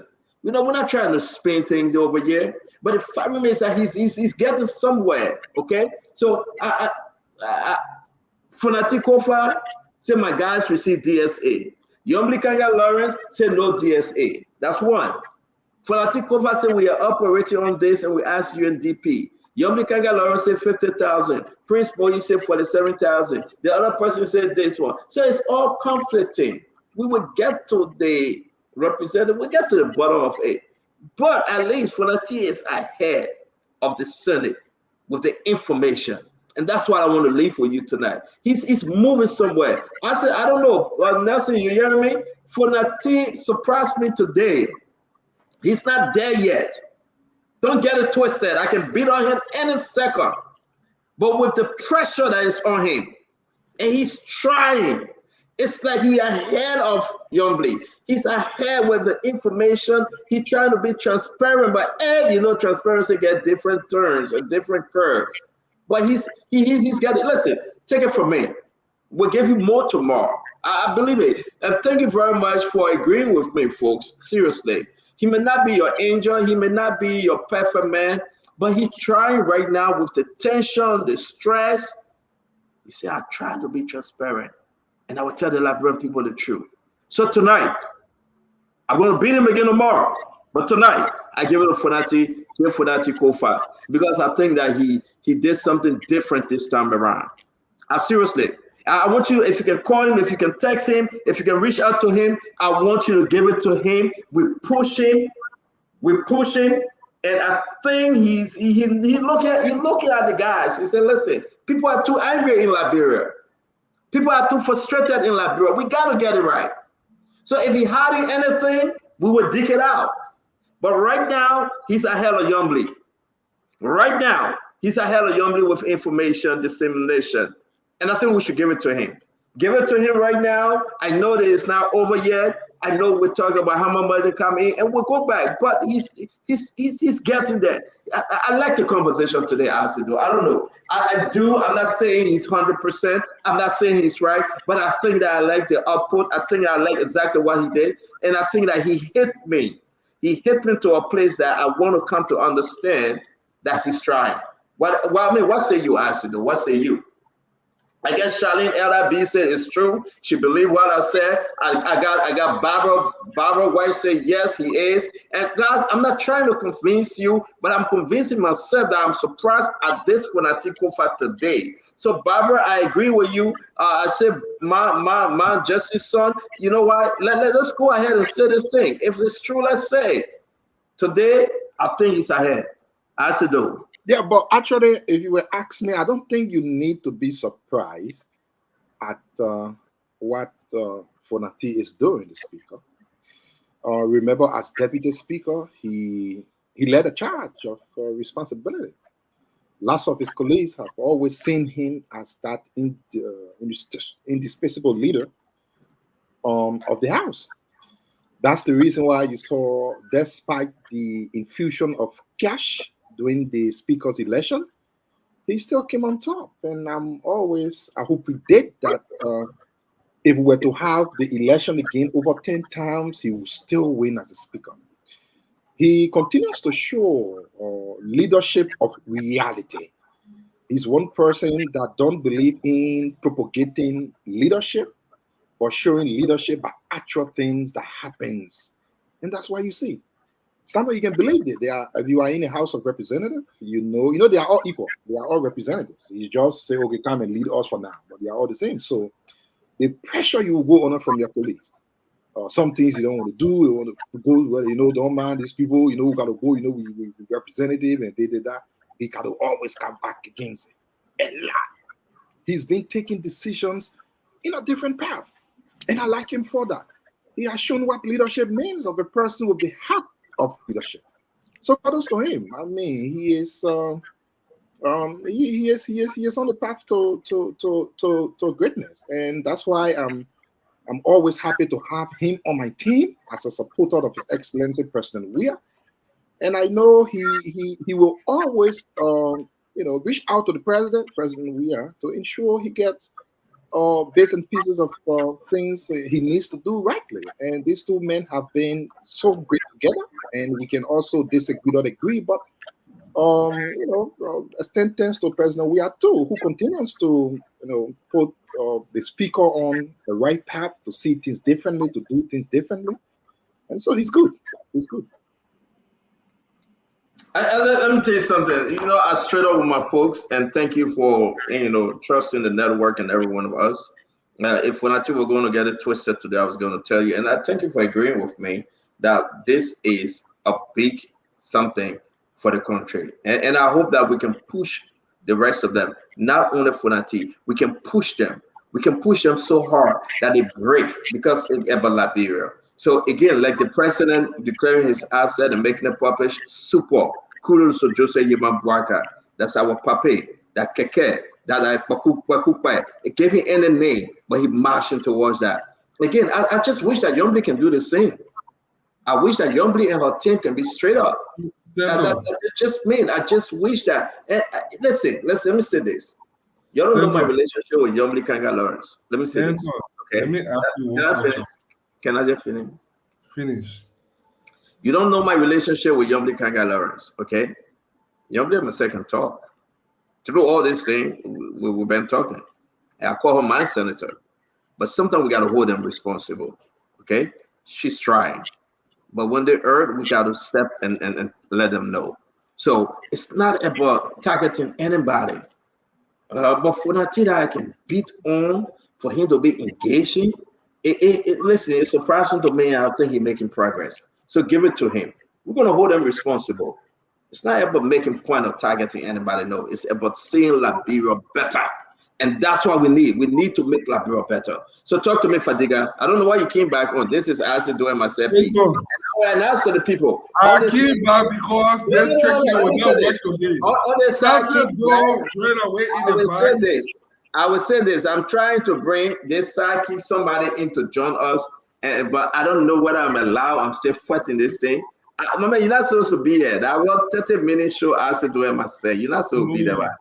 I said, though, this trick here you've been playing on me. Somebody call man, me. please go and please say your people. I beg you, leave us alone here. We're discussing something here. No, I'm not leaving until you leave. They show us want to be close. Now they check you have been playing. We catch you today. Now I said, though, after that you were Korean waiting back. As soon as I left, no, he come here. I get it's only wrong. I mean, besides the show, we get a deep relationship. We're not running away from you. I found a relationship too. Oh, listen, I come and go to stand on a few days. You come there. Listen, I said, oh yeah. I'm going to stand on a few days. Will you come there to us? I will come there. We are not running away from you. We got our extra 10 minutes to talk our own. What are you scared for? Why you came out for? You will not do that thing. You will not do anything. I'll catch you today. Amen. I said, don't say that now. But I said, don't finish up that. I'm waiting for you to finish up. Yeah, I mean, that's what I'm saying. See, you are right, man. We must give. Listen, if Speaker Kofa comes and will do anything, outside of it, we'll beat on him, regardless of he be my leader. And I'm always proud to identify with men of characters like that. I usually like to learn from people as such. That's the reason. Listen, my style of leadership is not come and just show, but it's do what should be done, regardless of people seeing or not. And that's Kofa. If you sit with the big brother and he talks to you about his vision of things, you will like him more than what you say. And again, when you put everything in the bus, I am so much happy that he and President Weah are always in constant communication. Whenever he wants to do something and he feels he is not so citing a decision, he will place a call to President Weah. I'm talking about, these two men are great. They are very good people. Yeah, but I'm not talking about President Weah. I'm talking about Fanatic Kofa. That's what we're talking about. Fonati and myself can fight all the time. We can argue, but yet and say we get a place to meet, and when we discuss something happens. So listen, guys, let's just all, everyone, Liberia, it's not easy. It's rough. It's hard. We will find reason to beat on these folks. They are leaders of the country. When you have the president, the vice president, Fonati is third. You know that. We got to beat on him. But I know, as he said, Stanton, I'm going to give you all the report. I was surprised. I said, should I read it? He said, yes, talk about it. Fadiga, he's not, I think under CDC government as deputy speaker, he was hiding something. He was being held back. But for Nati right now, I know Fadiga, how you would say the one. Right now, he's kind of like he's free. He's engaging folks. And let wait and see. Let wait and see. But I think he's ahead though. Fadiga, to tell you the truth, there's a lot of mistake on the Senate. They made a lot of mistake. They were fighting each other. But you only had 29 individuals to at least work with. Fonati got 71 individuals. High-headed men. Grown-up guys, grown, to bring them in order. Look what happened on the floor. They're all screaming and yelling. Politics is at the highest. But if Fonati can say, okay, you'll work with me with this one, and they agree, if it is true, I must applaud him for that. I agree with you. One of the things that I noticed early on, before he read, they had that stuff for him to become a speaker. There was, even though it was not public, but there was this internal approval of him, even from both sides. There was this consensus that from even Unity Partisan, and I actually sat with a lot of those guys during that process. And what I heard and what I saw, a lot of them, he's a moderate. I think he's not one of those people that on the extreme and He's not a sedition hawk. He's not. Yeah, he's not one of the people that he's a moderate because he's not a reaction. You cannot put in a reaction muya. He's not. No, I don't think so. And he was able to build consensus from both sides. So it's easy because even Unity Partisan felt comfortable with him. I was like, are we going to allow this guy to be speaker when the president has some agenda? Is he going to work? And I know some permanent, high level official of the Unity Party that told me, say, this guy, we can work with him.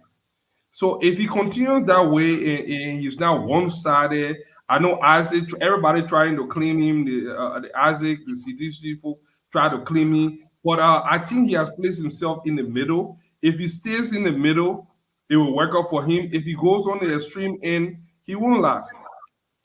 I think that's a problem. That before we bring Acedo in, Fadiga, here's the problem. And help me out on this one, Fadiga.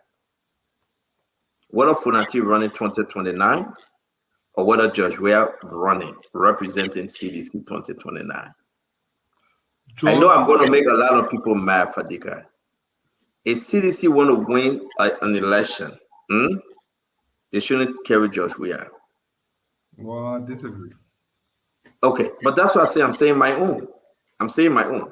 Not that George Weah will not support them, Fadiga, okay?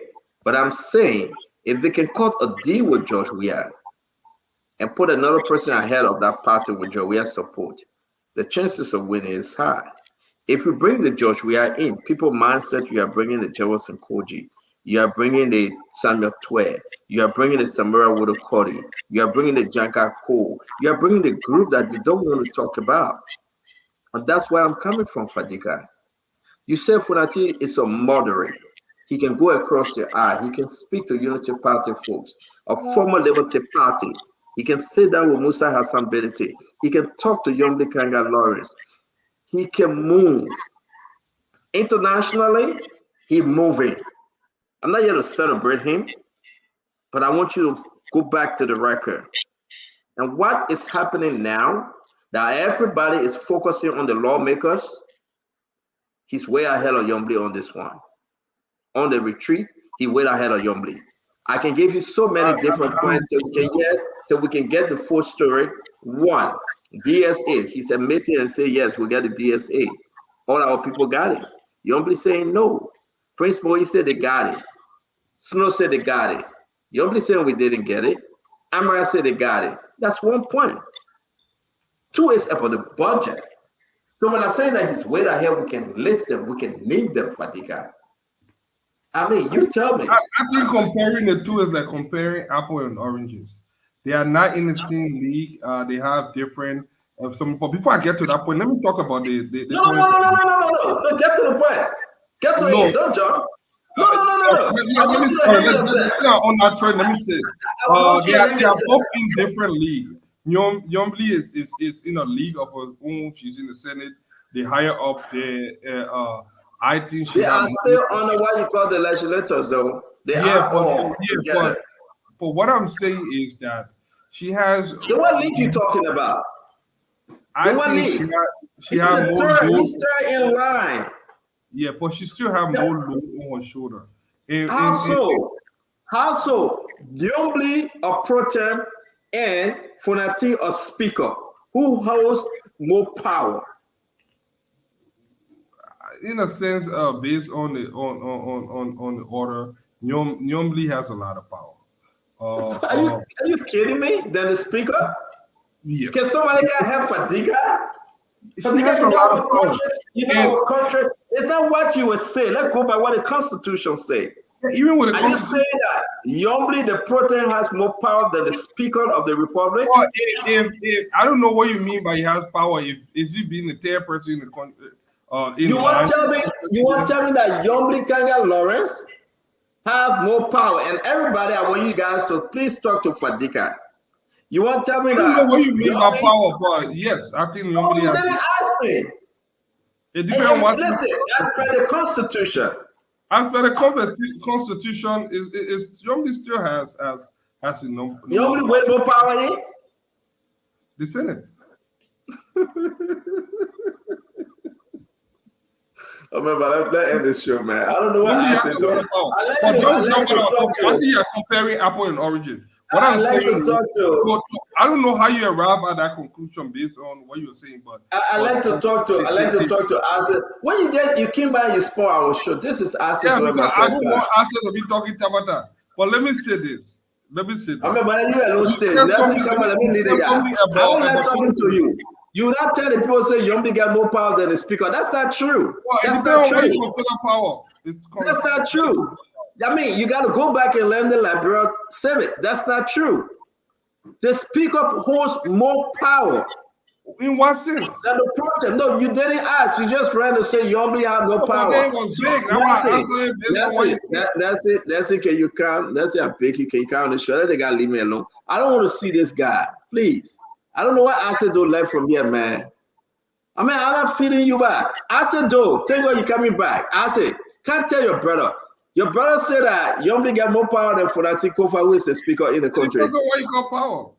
The Senate is who's saying that? Anyways, Fadiga from LDEA get more power than what his name said. Amy Kumar. Fadiga, don't do this. I'm begging you. Go back and learn the country in the land of succession. I beg you, Fadiga. Fonati Kofa possess more power. In what sense? Yombly. Okay? Let me tell you something. Who signed on the budget? Who all signature you see on the budget? I don't know what you're talking about. Okay, but then let's end the show. Then let somebody help. I say help your man. I'm going to eat. So listen now. The leader of the national legislature is the Speaker. Now, when you go in, the leader of the Senate is the protem. Even while the protem is there and the vice president is there, the vice president takes more power. The vice president will more power when you want to sit and move the gavel. Let me tell you something. You got president, you got vice president, you got speaker, and then you come down to Yombly. You cannot. I beg you, my brother, never ever say Yombly get more power than Fonati Kofa or the protem get more power than the speaker. Power in terms of what? No, don't forget Intel. You don't know we're saying about a grade school. Folks, want to say thank you very much for watching Spoon Talk. They mess for our show. They mess for our show, man. They mess for our show. Go. So you waiting for us to go. Beatrice, also, listen. I know you guys were talking about president thing. Hey, listen. Beatrice Kanga Gray. Let me tell you something. Like this morning, Yombly and myself talk, okay? We'll text each other. I know that your sister, Beatrice, but we got to put Lapira first. I love my Yombly, okay? I care about her. So I got to show some tough love, okay? I worry about Yombly. She will do better. She will have a 360. She will change. She will do the right thing. That's all we asking for, okay? I hope you accept that, Beatrice, and you and your sister, Ose, and all of you, okay? We are all family, but Liberia is first. Guys, thank you, man. I'm out. Let me leave these people then playing around here. I'm done with that. My man, don't spoil our show next time, Fadika, please. Don't do this. Don't spoil our show. That's how when I bring you on. I can scratch my head. That's it. Y'all have your show on that?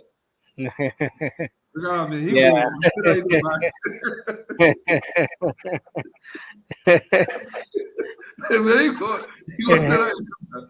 Bobby, I'm going, man. Let me go to my tea. See you. The two of them come and I have been there.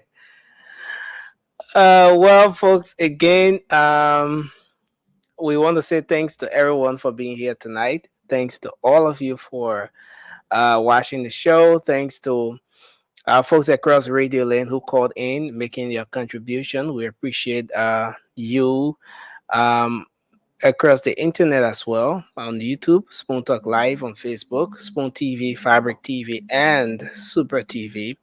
Many thanks to our partner radio stations that are always relaying the program. Thanks to Trust FM in Bowman County. Thanks to Premier Radio in Bone County, Trend Radio in Grand Crew, and of course Gibi FM in Kakata, Gibi County.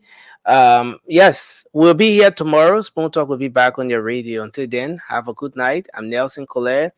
Coming up next will be the late night show, the late night politics on Spoon. Until then, have a good night and bye-bye for now.